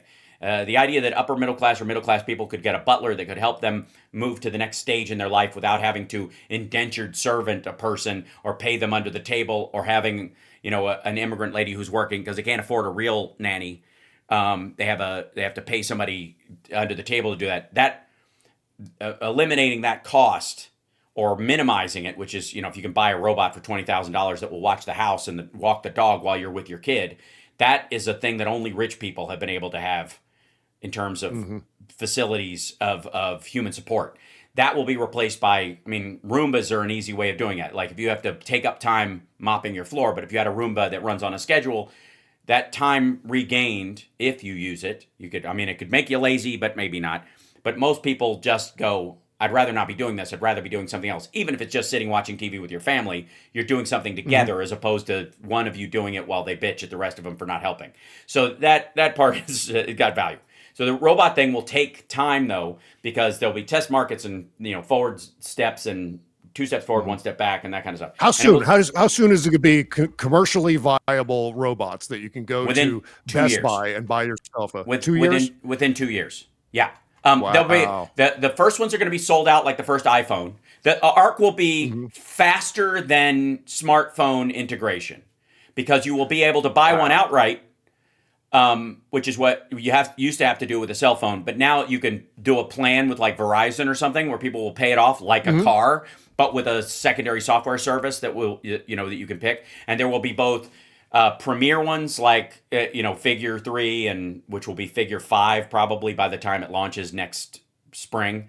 The X1 from Neo or from X1's Neo, the Neo one, and then there'll be sort of off-market ones that are open source. So if you're a little bit nerdy like you and I, you'll buy the one and then you'll choose which operating system you want in it.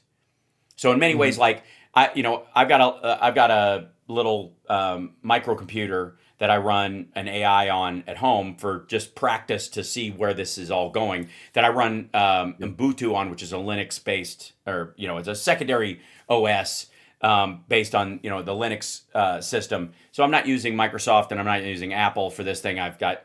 If you're even prone to do that at all, even with ChatGPT walking you through the steps, you'll probably buy an open source robot that can take you, and you can subscribe to whoever has the best service and gives you the most privacy and all that kind of stuff, as opposed to buying an Optimist and having, Elon Musk the ability to like put, kill whatever. That's what everybody's afraid of, I think, and reasonably so when it's somebody like that. But so within 2 years they'll be commercially available. They will be sold out immediately, and there'll be a secondary market while they go online. Within 5 years, they will be so abundant that they'll be like Roombas or like those Shark vacuum cleaners, the really nice ones that you used to go like, oh shit, yeah. $500, that's a lot, but it works really well. Okay, like that kind of a decision. The robots are going to make the robots in a lot of these factories. Figure 3 the Figure company is already working on that setup. So the cost of labor will be zero for all practical purposes. So the cost of the thing itself will be a manageable cost for the first time ever. And they're going to be about the price of a cheap car. But you will also be able to, how your phone can have ChatGPT and you can talk to it on there if you haven't, or if you use Gemini or if you use Perplexity, whatever your favorite one is. Your robot will also be able to have an app that runs on that. So its personality and its interaction will come from your chosen AI that you use all the time.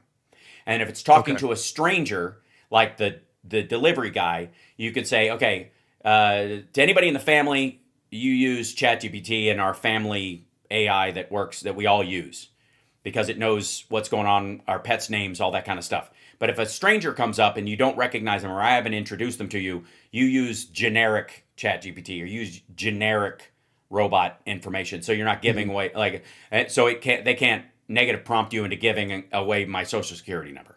Those kind of things. Like that shit's going to be a part of it as well. The AI itself, there will be so many competing AIs, both local and, running lower rung things that they're going to be everywhere. I've talked about how like there's going to be LAI. There's going to be Los Angeles' own AI that helps run all the street lights and all that kind of shit. There's already computers that run it, and they already run algorithms. This will just be a little bit better because it will be uniform just to the city, and they won't have to pay anybody for it. It will be a servicing system that you won't have to pay some giant corporation. The city won't have to pay taxpayer dollars for this. Once it's established and it's got a cloud base to work on, it's the city's. And it can listen, it will know the laws there better than anybody. It will crisscross them and it will help go, hey, if you're writing a law, you'll funnel it into there and go, about traffic stuff. You go, well, if you do this, we have a lot of these kind of tickets, and it will create more of those tickets or less of those tickets. Like it'll give you that kind of information. That's going to be the norm. That's what Star Trek is. That's where they put all that shit into those kind of things. So we don't deal with that. We deal with all the moral, intellectual, and sort of wisdom-based decisions that are good for humanity. We'll take that shit. We'll do the living, and you maximize our safety and happiness by whatever that means. Like that's what I, if you look at, it's a little Galaxy Quest more than Star Trek, but like computer, right? Look, I have one job on this stupid ship. It's stupid, repeating what but the I'm going to do says. it. Yeah. Right, yeah. Because it won't listen to anybody but her. But let me tell you something. Yeah. In Galaxy Quest, that's a thing. That in a concept around AI, having a designated comms officer that everything goes through in a room full of yelling people is incredibly important. And so you very well may see like AI priests around certain things or AI directors around, like, this is the person we talk to and it talks computer. Like the computer is told, like, this is the mayor. So unless the mayor says it, so the mayor's going to have to read the bill out loud in their voice in front of a LiDAR scan that proves that it's their face and not just a photograph or a fucking AI generated video. That's going to be a thing. So it's a real thing. Just like Trump holding up his fucking dirty diaper, that's going to be a thing, at least for a while, right? That's going to be part of the shit that we go through. But it kind of almost does. I mean, we're kind of at that stage where we almost have to do that now with I'm not going to say the name out loud for obvious reasons once I say it, but SIRI. Mm-hmm. If I say on my podcast something about yes. the thing on my phone called SIRI, yeah, then everyone's phones activate. Yes. Everyone who's listening to my podcast, all their phones go, yes, what would you like? And you That's see right. the little thing, the little rainbow thing, the dot appear at the bottom of the screen. And yeah, and so I know exactly what you're talking about. There's going to have to be like an AI whisperer.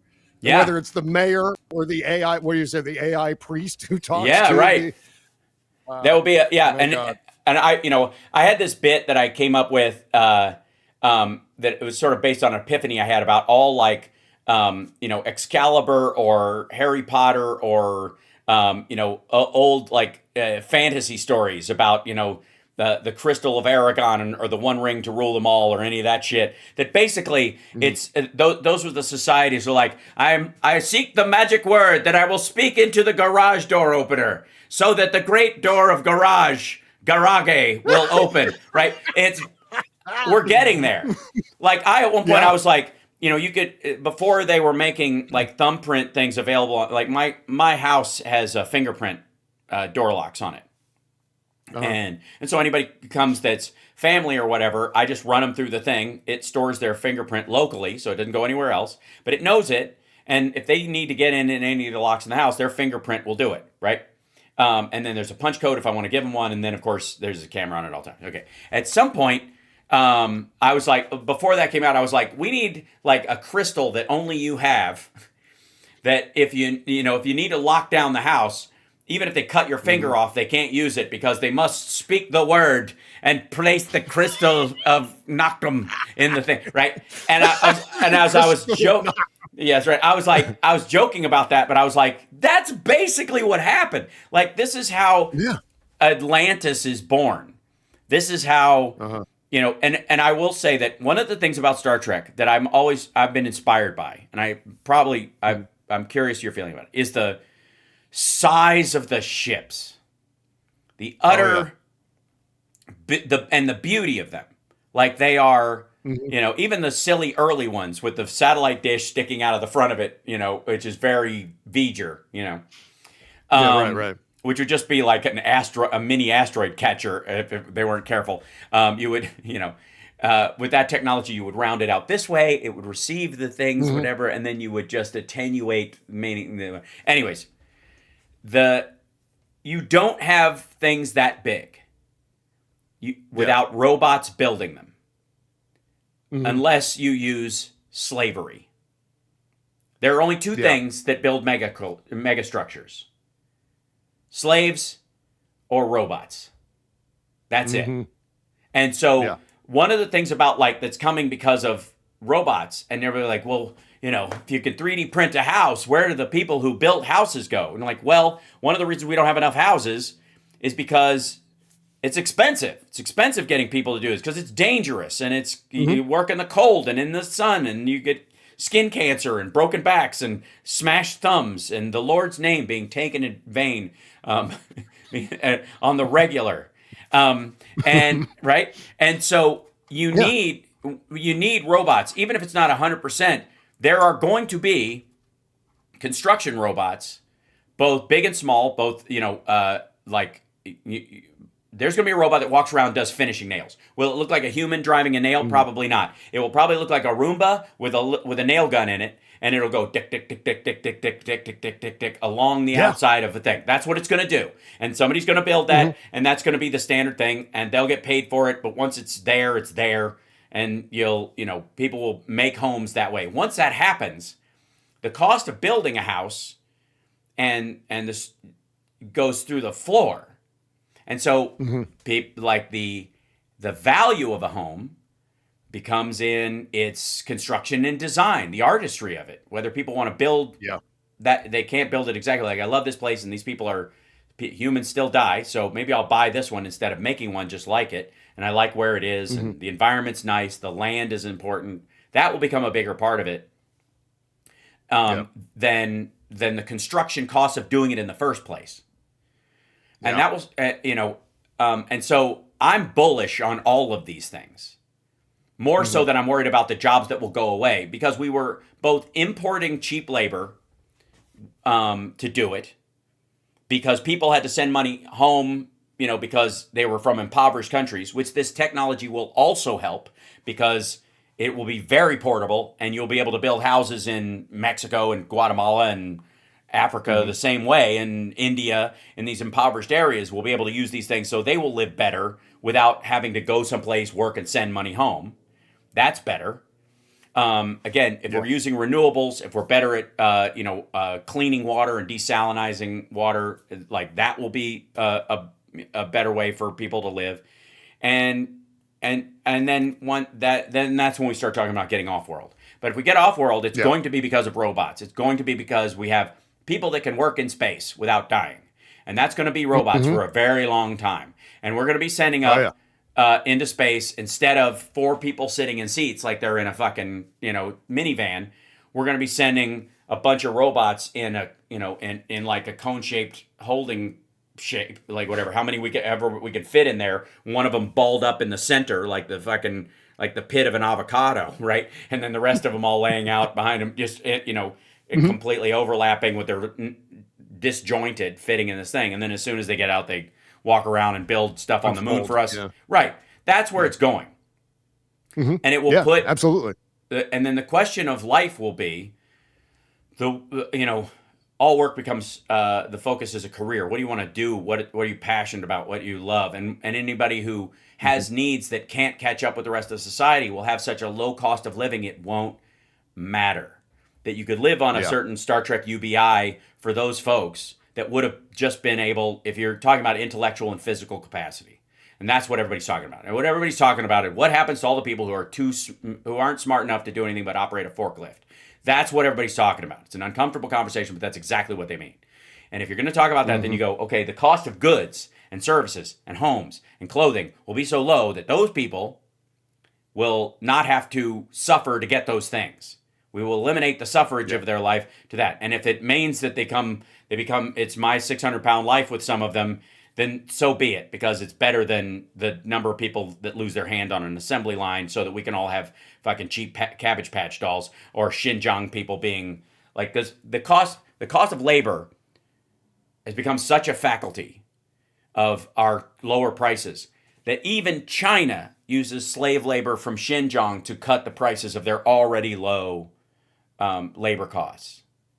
And everybody's like, people are going to lose jobs because of these robots. Yes, people in China, slaves in Xinjiang, slaves who are digging cobalt mines in fucking Africa. They're going to be the first ones to not be doing this anymore. And what they will be doing is living in their country and eating food and stuff provided by the goods and services that are from there, because it is to be hoped that they as a people will be able to sell the goods that are in their country, the resources that are there within reason, to people who need them, if indeed they need them anymore, because again, innovation will fold a lot of these things.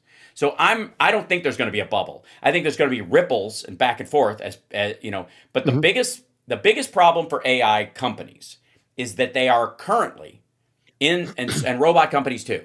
They are currently in the business of putting themselves out of business. Whether it takes 5 years or 10 years or 25 years, they are putting themselves out of business. Because if robots are building robots, and then you could buy a robot and you could buy 10 robots, and those 10 robots can build a robot that you have because you can, get the materials to use it, or buy scrap and make more robots, or they can fashion them from whatever's around the house. Eventually you get to a tipping point where there are enough. And those things can be loaned out to do other things, and labor goes to zero. That's the window. Everybody thinks Andrew Yang has popped up on the scene because they think it's going to take a year and a half. It's not. It's going to be a lot longer, but it's going to happen. And the same thing is true of AI running what we effectively think of as the white collar element of our society. This is the first technology, I will say, that doesn't eliminate old people. It eliminates young people. So the difficulty will be, what are young people going to do until they grow, have skills, but grow to have enough wisdom in life to be the decision maker at a business, and go, I think people will like if we change the flavor of this to this, not markets say this, polls say this, is just the only data an AI would have. I think, this is, and people like history and stuff made by humans and all that kind of stuff, that kind of wise decision is often made by older people. And young people are going to have a hard time getting into that market without experience. Does that sum it up? Absolutely. I'm finding myself using AI, and I think for more practical purposes. I'm not as deeply ensconced in it as you are, and certainly my brother, who's a chiropractor, is developing all kinds of apps and software for the chiropractic industry using AI and ChatGPT.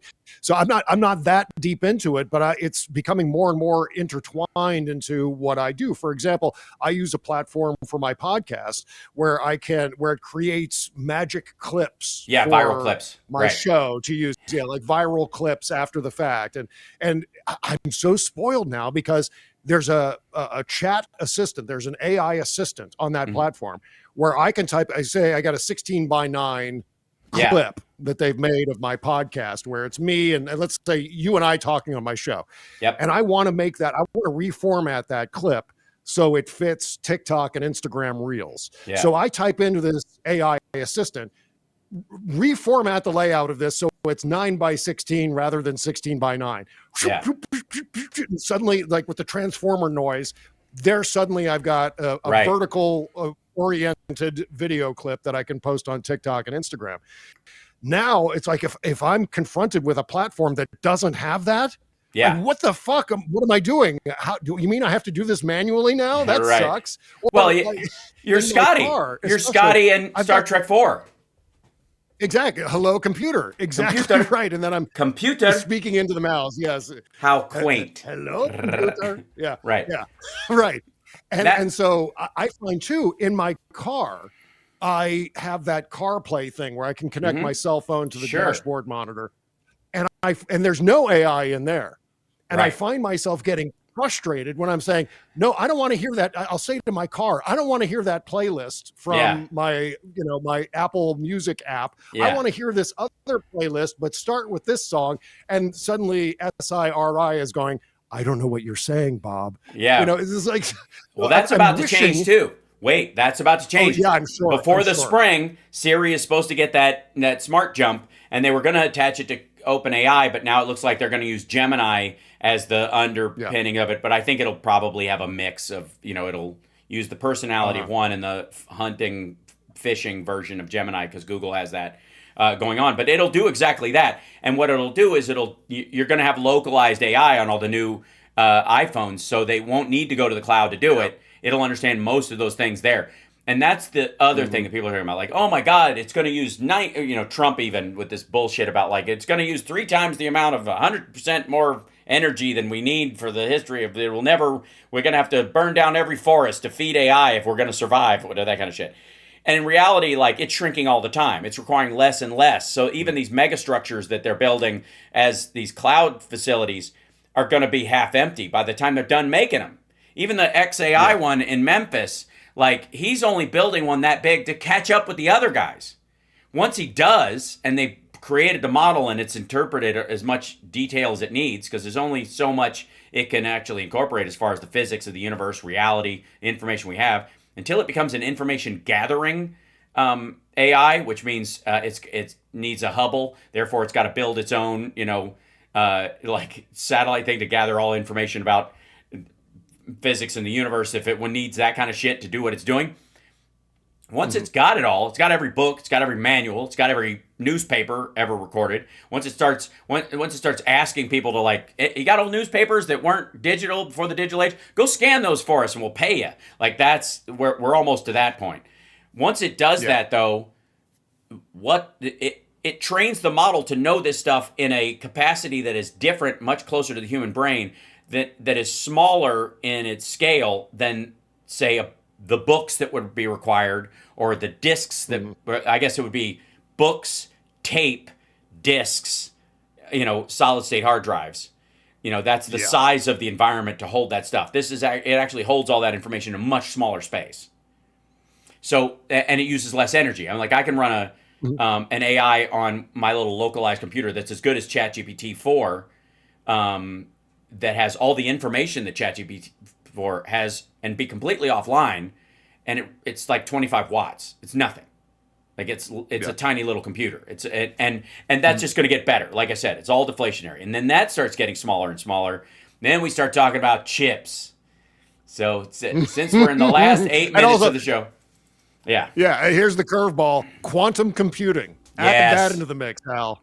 Quantum computing is also crypto. You combine quantum computing and AI, and let's talk about a game changer for literally everything that we know of in the universe. That's right. That's where crypto has its strength, is that you can create stuff on the blockchain that's uncrackable. It's because that's what protects your investment. Once quantum computing comes on, it can solve the crypto equations. Bitcoin, by the way, as soon as quantum computers come online, crypto Bitcoin vanishes, because it can find all of it in a second, and it can and it can also scramble your fucking wallet and take everything out of it. It can break whatever your code is that protects your crypto. That's you want to talk about a fucking runway that they're running out of, and that's not that far away. Yeah. Holy shit. You're going to talk about we're much closer to John Wick and Ayn Rand currency being in a physical form, because we still don't have a way of, digitizing that. And people are going to go, I'm back to cash, because so many, we're almost close to a version of that there'll be a barter and trade system that goes along in adjunct to the digital system. So quantum computing in and of itself. But then I'm obviously not going to get a Neuralink, which, by the way, fans of 80s sci-fi will, if you watch the opening of $6 Million Man, that's what the attachment of his eyeball to his brain is called. The piece of, you look on that's where they got the name, the Neuralink. He steals everything. And Colossus, by the way, is not from the X-Men. It's an AI supercomputer in I want to say a 70s movie. Let me look it up because I won't remember. Yeah, The Forbin Project.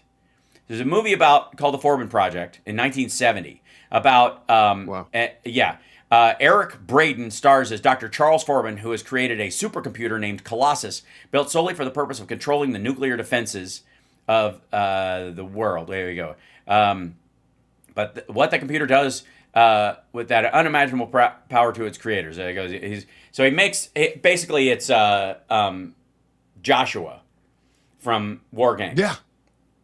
And him, Elon Musk calling his XAI facility Colossus is to hide the fact that he was going to call it Joshua, because that's what they're talking about.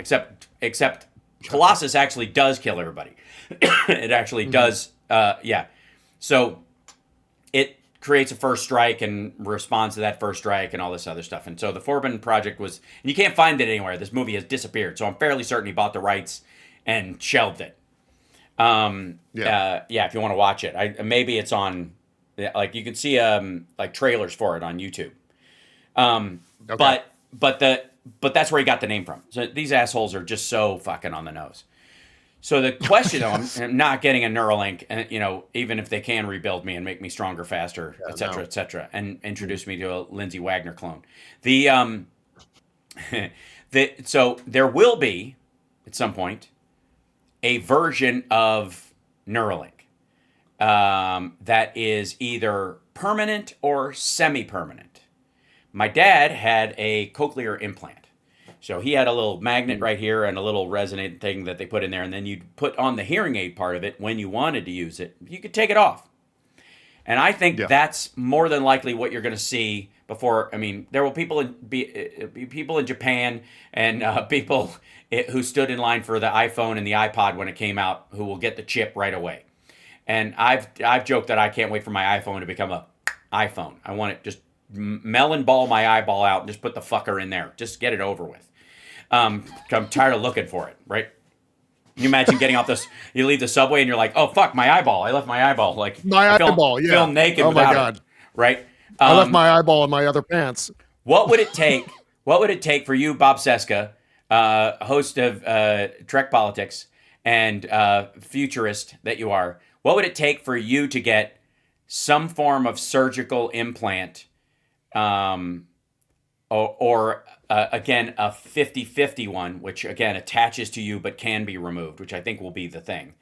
What would it take for you to commit to that, to do it? I don't know that I would ever do it. I don't know. I can't conceive of a situation where I would allow that to be implanted into my head. It would, I think the closest I would come is if there were some sort of external device that through some sort of brainwave Wi-Fi attaches wirelessly without any sort of actual physical interconnectivity to my brain. I would right. I think use that technology. I wouldn't use anything that required some sort of mechanical implant. Although, look, as I'm poo-pooing that, my mom has a pacemaker. We know people who have mechanical implants to keep them alive on some level. And so I think we can't entirely eliminate the possibility, but as far as something that isn't necessarily there to keep me healthy in particular, right? I don't know that I would agree to something like that. I don't know. I think my answer to that question is no, probably nothing. Yeah.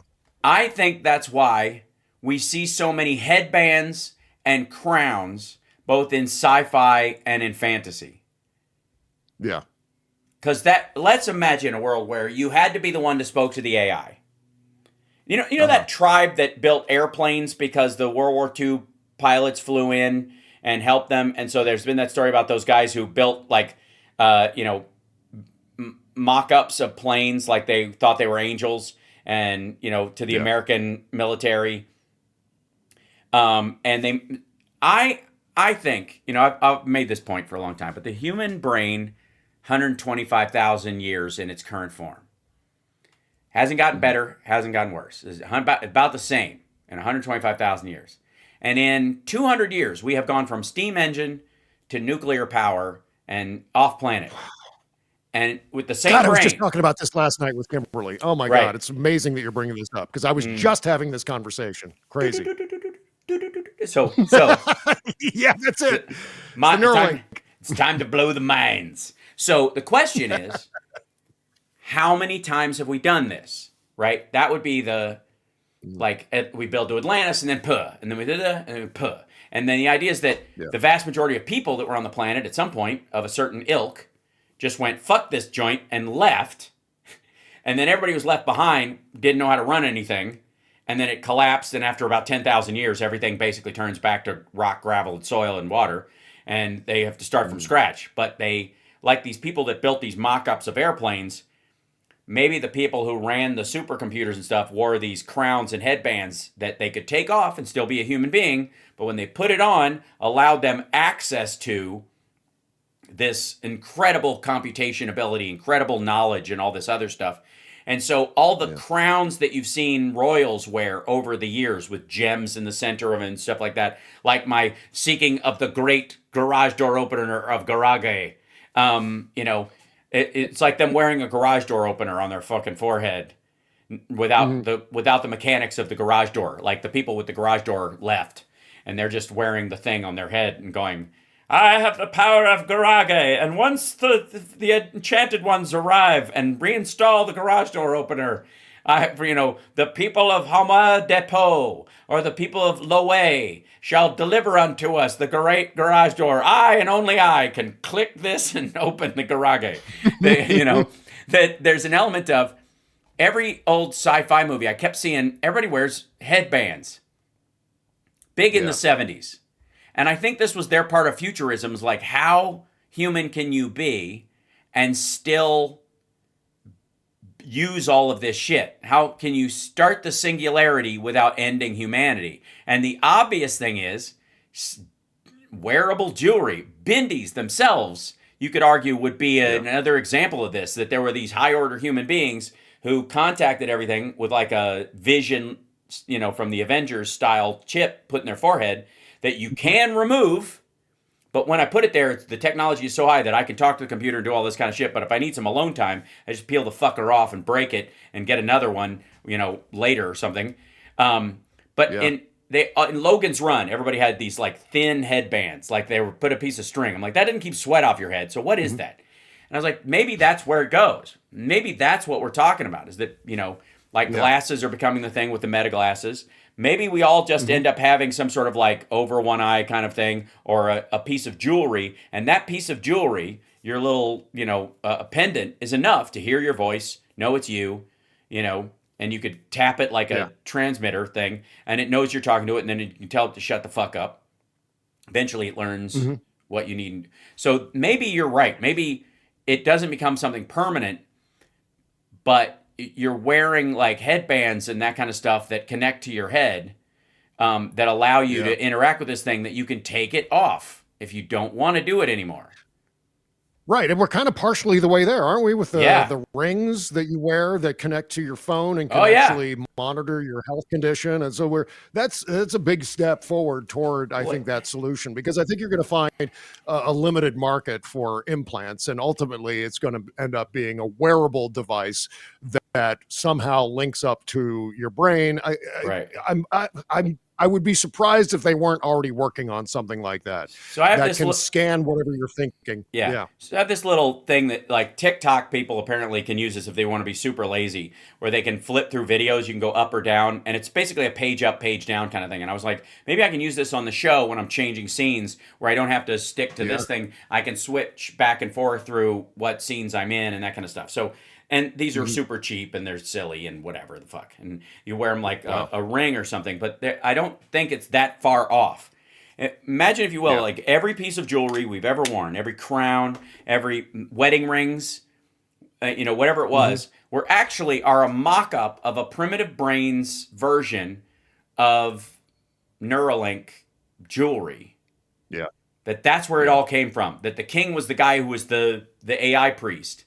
And once we get to that point, okay, we got to settle this down. Everybody stop yelling. The AI is getting confused. It's going to kill us all. Well, one dude, and he can put on the AI hat and talk to it. And you guys shut the fuck up, right? Stop calling SIRI. Right. You're confusing her, right? I don't see that as being out of the realm of reality, right? And are you a subscriber to the Saurian hypothesis about there being previous intelligent civilizations on Earth? Is that where you're kind of getting at? It makes sense to me. I would argue, I think I'm much closer to the sim concept, that that we live in a simulation that is meant to mature us. And you and I are probably in the 3rd to 5th grade level of this, which is why everybody seems stupid half the time, and yet it's still cute and exciting and shocking and all kinds of stuff. And that that this is the way I've always put it. I'll let you go because we're over the 2 hours, and I appreciate you sticking around. And Bob Cesca Show. My pleasure, man. Trek Politics. I've missed you, sir, and it's good to talk to you. And thank you for being my first guest back after thank you. This current awful. You and I'll have a coffee at some point and sit down and talk about our dads. Yes. It'd be good. And here's what I think. So and I have impetus for this, Nick Bostrom and his theory that mathematically we live in a simulation because that makes the most sense and blah, blah, blah. But here's what James Gates, Obama's science advisor, there's a video of him freaking out Neil deGrasse Tyson, talking about how when they were looking at the mathematics of the universe, they found computer code. And not just any computer code, not just strings of ones and zeros or a mockery of it, but specific computer code written by a guy named Claude Shannon. Well, Claude Shannon worked with Alan Turing. And Claude Shannon was working on the first user interface for a computer. That's what he did. That's what his gig was. So Turing had the on-off ones and zeros machine. How do we get this smaller and smaller so that everybody can use it and you can interact with it as easy as possible? And I would argue that AI is yet another version of UI. It's just another user interface that flips the switches for you depending on what you ask. And it can be right and wrong because you have to work out those equations by talking to it instead of flipping switches. That's all it is on a much higher scale. So here's what happens. In 1940s, Alan Turing and Claude Shannon create a computer that is so smart and in short order, within 20, 30 years, becomes so smart that they get AI like we're talking about in what would be effectively in the 70s, in real time. And that happened 3,000 years ago. And in that 1970s period, over the next 50 years, they solved world hunger, they solved like food scarcity, medical issues, cured all diseases, automated all physical labor, And humans became basically high order beings that just focus on the value of life and living, family, art, invention, curiosity, all the things that humans are actually capable of that AI can only reference. AI would need us to be original. So, but at that point, you live to be 3,000 years old. Humans live that long. And my argument is, would you ever let anybody under the age of 100 walk around in your pristine 3,000-year-old world where everybody gets along, there's no war anymore, there's no scarcity? Would you have somebody go through their hormonal cascade as a human being and become, all these dumbasses running around like a bunch of hicks, like the Beverly Hillbillies, and Sanford and Son all rolling up at once to your pristine Atlantis? You absolutely would not.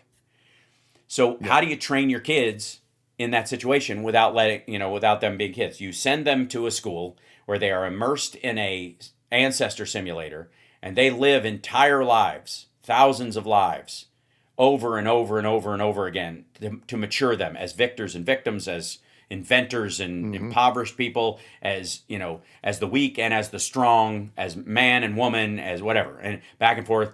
In different societies through different timelines and different experiences. Some are just for fun. That's the time of angel fighting and all that kind of stuff. At one point you had wings and you had a sim where you flew it around like a video game and you learned basic good and evil concepts. And then as you get more mature, you get into the murky stuff of deep philosophical lives. And instead of studying math, you live multiple lives as a mathematician.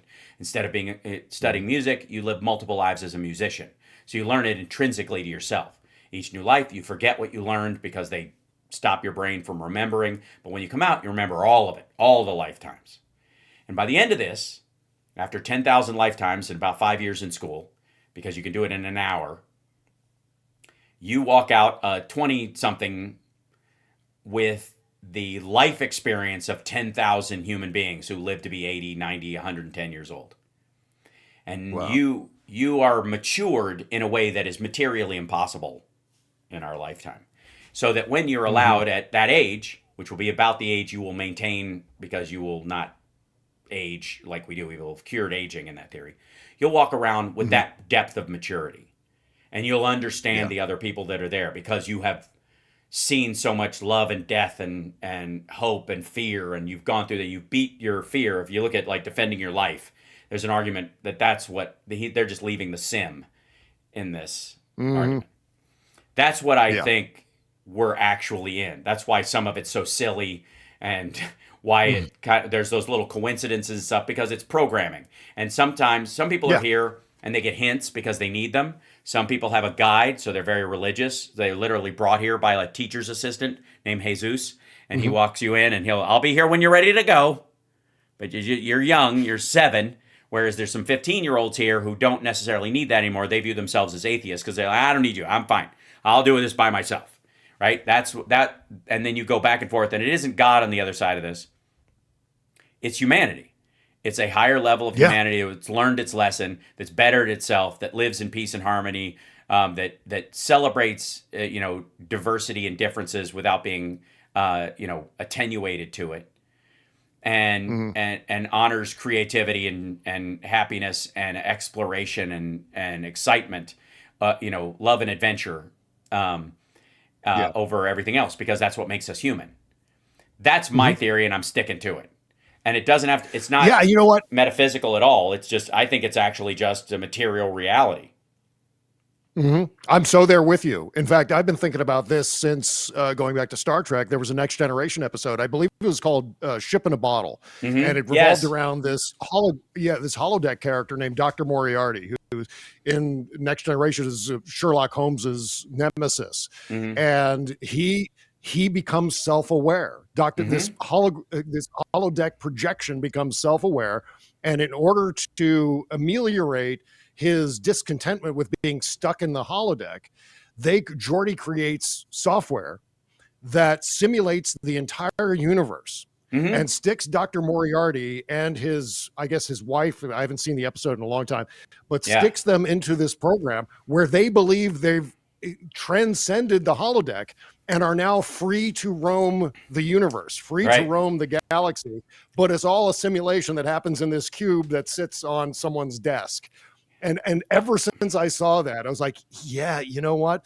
From a technological point of view, I could see that as being something that would be entirely feasible, maybe not within our lifetime, but something that could happen in the distant future for sure. And that's what got me to thinking about the simulation theory. And I'm sure that it wasn't original, wasn't unique to that Next Generation episode, but it was certainly drawn from some hypotheses that were presented along those lines. And because all of Star Trek is drawn from actual science. Yeah, what I like about it is that it retains all the moral aspects of religion without all the indebtedness to something that's a ghost or an unfalsifiable reality. And it also requires a commitment to this life that you know, asides suicide and all those other things, because there's value in going through all of it. So you'll be okay on the other side. You know, this is just a movie, but movies serve a purpose: education and entertainment.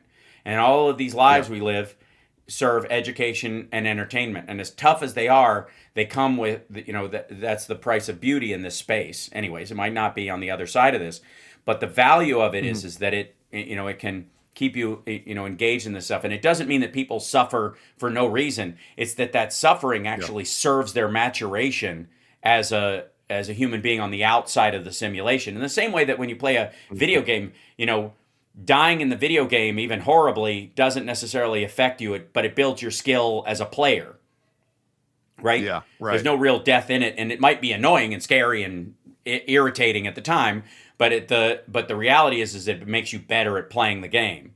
And so there's an element of game theory, I suppose, that goes with this. I also think that it removes the metaphysical and makes it super physical. That the metaphysical is actually the space we're in, and the physical is outside of it.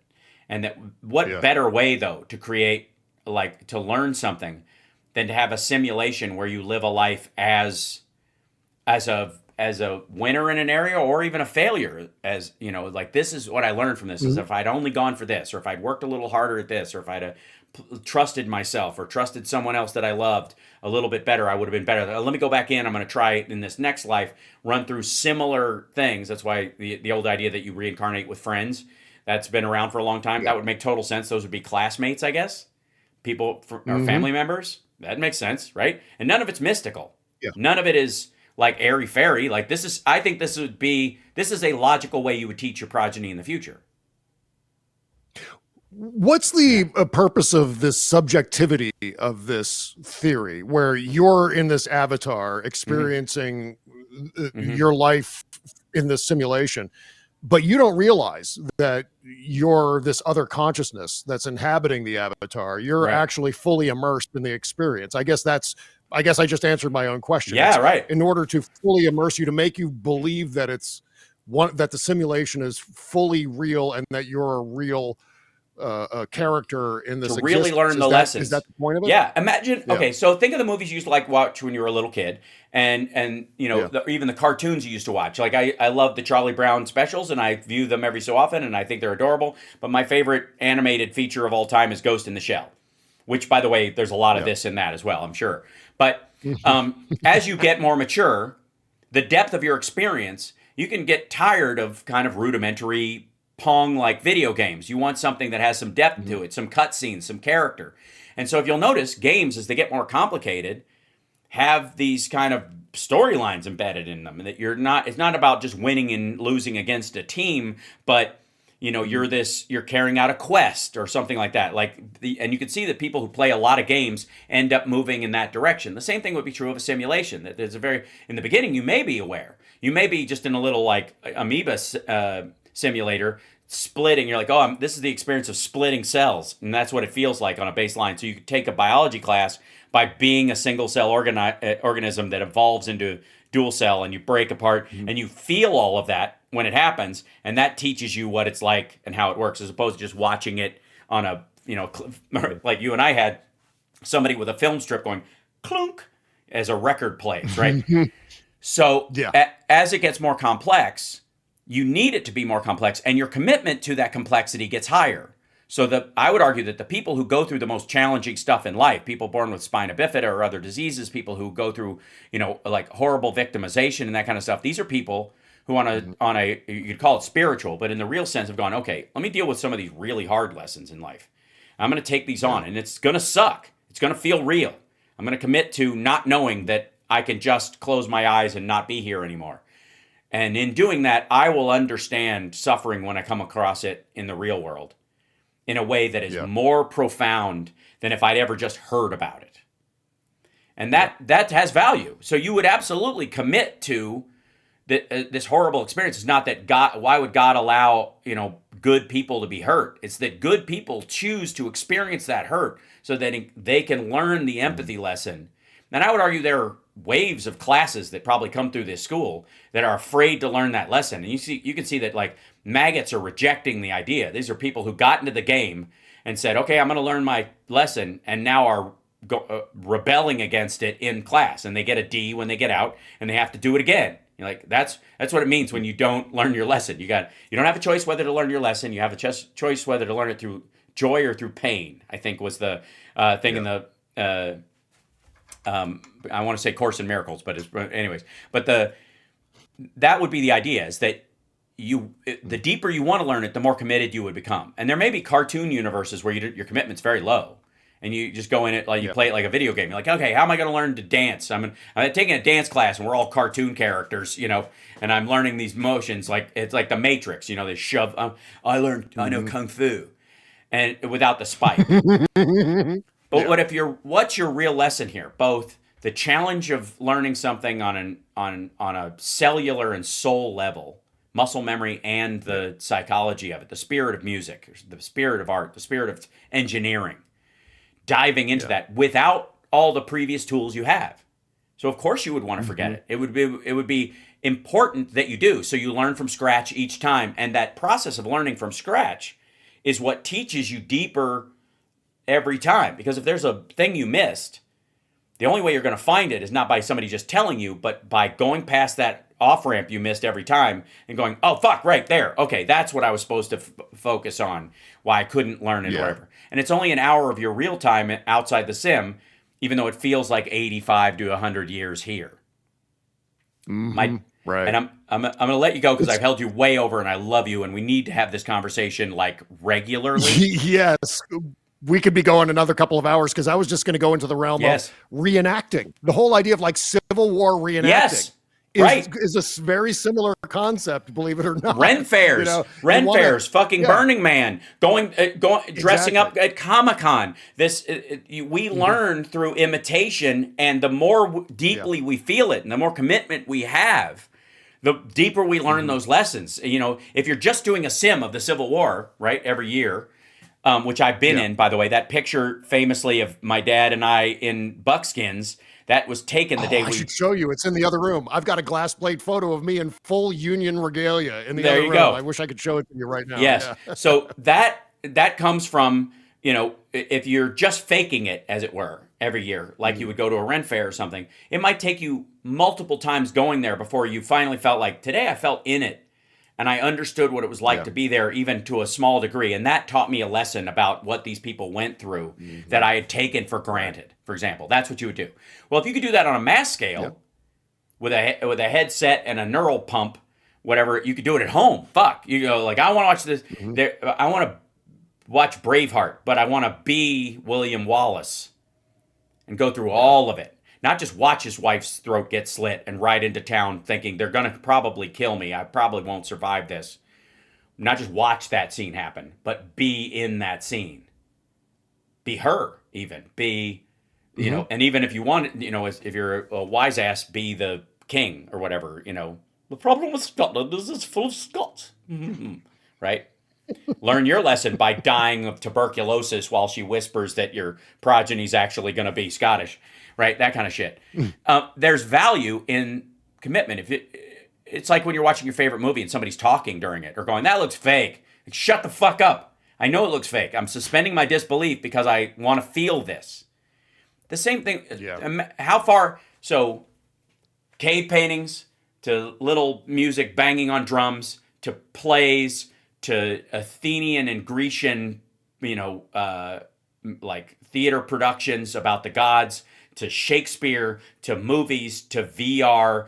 where does that go? Of course it goes to the inevitability of it being a simulation. And the Nick Bostrom's math is that if it's inevitable, and we've had the same brain for 125,000 years, there's no way it hasn't happened already. That's the theory. And it makes sense. Yeah, it does make sense. It's just that, but it doesn't take away the value of this life. It doesn't take away the value of your relationships and the love you feel and all this stuff. And if anything, it expands the depth of empathy and value of what people are going through because they have chosen to go through this so that they can learn outside of this to be a better human, be a better being. If we're indeed still human at that point, right? That's the other thing. If we don't look like Avatar people or something, and go like, you can't learn these lessons when you're this fucking tall. So we're all gonna, well, I mean, some of us can, but yeah. But that's, that value, that obvious value, like that's where we're headed. That's where AI brings us. That's where robots bring us. The question is, haven't we already gotten there before? And then maybe that's what this whole arc is. You going through several lifetimes, and you start out in buckskins and camping and lean-tos and native tribes and shit like that in your lifetime. And then as you're entering to the school, and you go through several lifetimes that wind up to the singularity. So you're eased into it. So when you walk out into it actually operating, you're not like, what the fuck? Like I've always said, like everybody's like, Daniel Day-Lewis was method when he did Abraham Lincoln. Like, no, the fuck he wasn't. Because if you were method, you were really Abraham Lincoln, you'd go like, what is this furry thing that they are holding in front of my face? What are these giant contraptions? How are you making light on these? Like you would just go like, there's a chair that says Mr. Lewis and everyone's pointing me to it. What? You would just have a fucking brain hemorrhage and die if you were really method. Shut the fuck up. Just do your accent and do the work. I hate people like that. But the dude can load a fucking flintlock like a motherfucker though because of Last Ridiculous. You get it. Total credit. Right. He practiced, right? But that's it. Like, I really do think like that's where we're headed. And the question is, did we already get there? And is that what this is about? But either way, the morals of this life to care for other people become more moral, become more, honest and freer and accepting and less judgmental and all this stuff that the great religions tell us seems like instructions from people that if you follow them, then we'll let you out of this thing. But you can't cheat your way out of it. You can't try to escape. Right. It never works that way. You got to go right back. So I find beauty in that. And my dad, and this is why this is in the front, and I'll let you go because we've done 2.5 hours and we will do another 2.5. My dad was saying wake up to himself as he was trying to he was getting drowsy, but he was like, wake up, Sparks. Come on, Sparks. He kept saying it. Damn it. And he was like, I'm yelling at myself because he didn't want us to think he was mad at us. At him, or he was mad at us. And there were a couple of times when he was like, wake up, Sparks, wake up, Sparks. I was like, if this was a simulation and it was just getting really painful at the end, and you're actually not talking to us, you're talking to the people standing outside your capsule in this thing, and this hurts, wake up, wake me up, I'm done, this is it. I'm good. I did what I had to do. I've learned what I need to learn. I've been through all this stuff. I'm at the tail end of this. Wake me up. Yeah. That he's not talking to me. He's not even talking to himself. He's talking to the people who will open the chamber and go, how was that? Yeah. Like, well, the last few days sucked, but man, with my friends coming by to tell me how much they love me and, that was the big one. Yeah. Yeah. I mean, even if it's not a thing, I want to believe that it is. Yeah. Just especially in that kind of context, because I know exactly what you're talking about. Was gone through the same thing, the same exact. It's uncanny, the similar experience, and dealing with that sort of thing. And I would say that there's something airy fairy about the idea that you would be with your family after in the other side in a religious sense. But that makes total fucking sense if it's a sim. Yeah. That you come back as, as different roles, playing different roles in each other's lives, experiencing all these things, but ultimately you are who you are on the outside of this, and you've been through all of it, Yep. father and son, son and father, because everybody's the same age when you come out.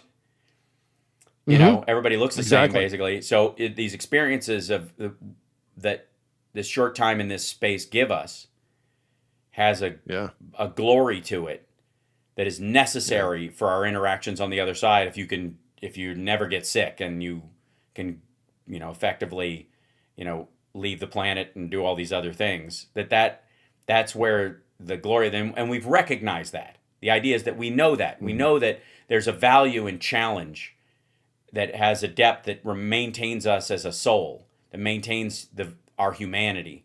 And without it, we might lose something. And so what you do is you recreate a space where it's totally committed.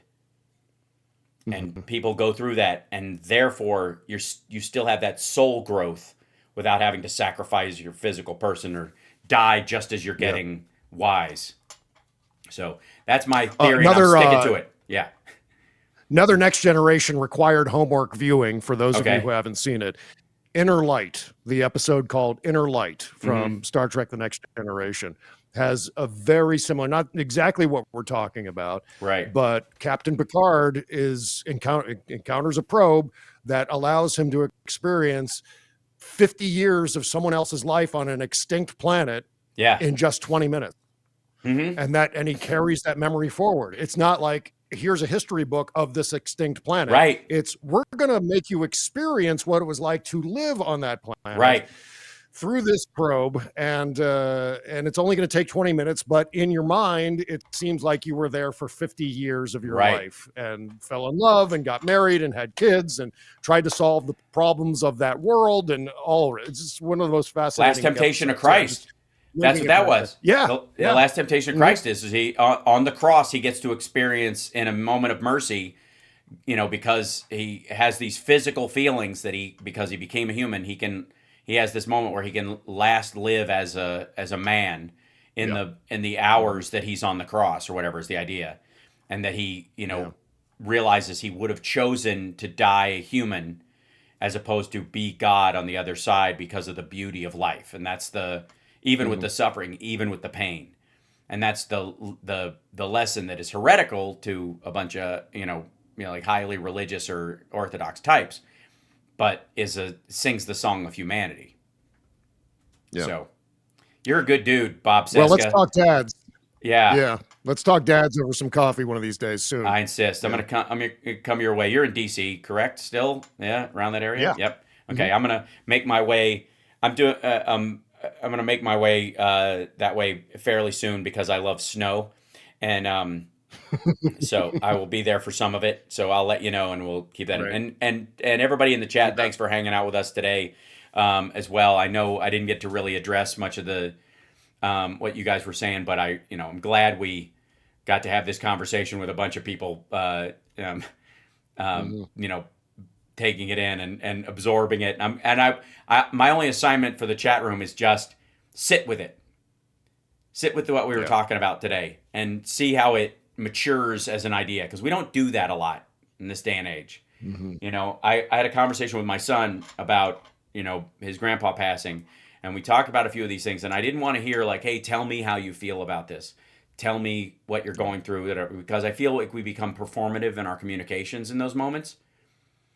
I just said sit with it, just let this sit with you, and then if you ever feel the need to talk about some part of it, that's up to you. Now to 10 weeks, 10 years. That's the important part of it.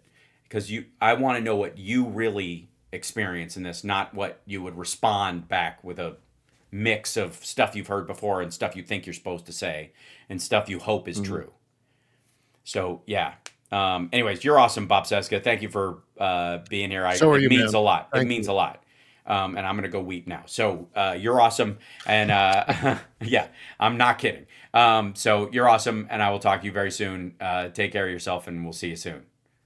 All right. All the best to you and your family, my friend. Thank you, brother. Appreciate it. And I'll let you guys go, chat room. All right.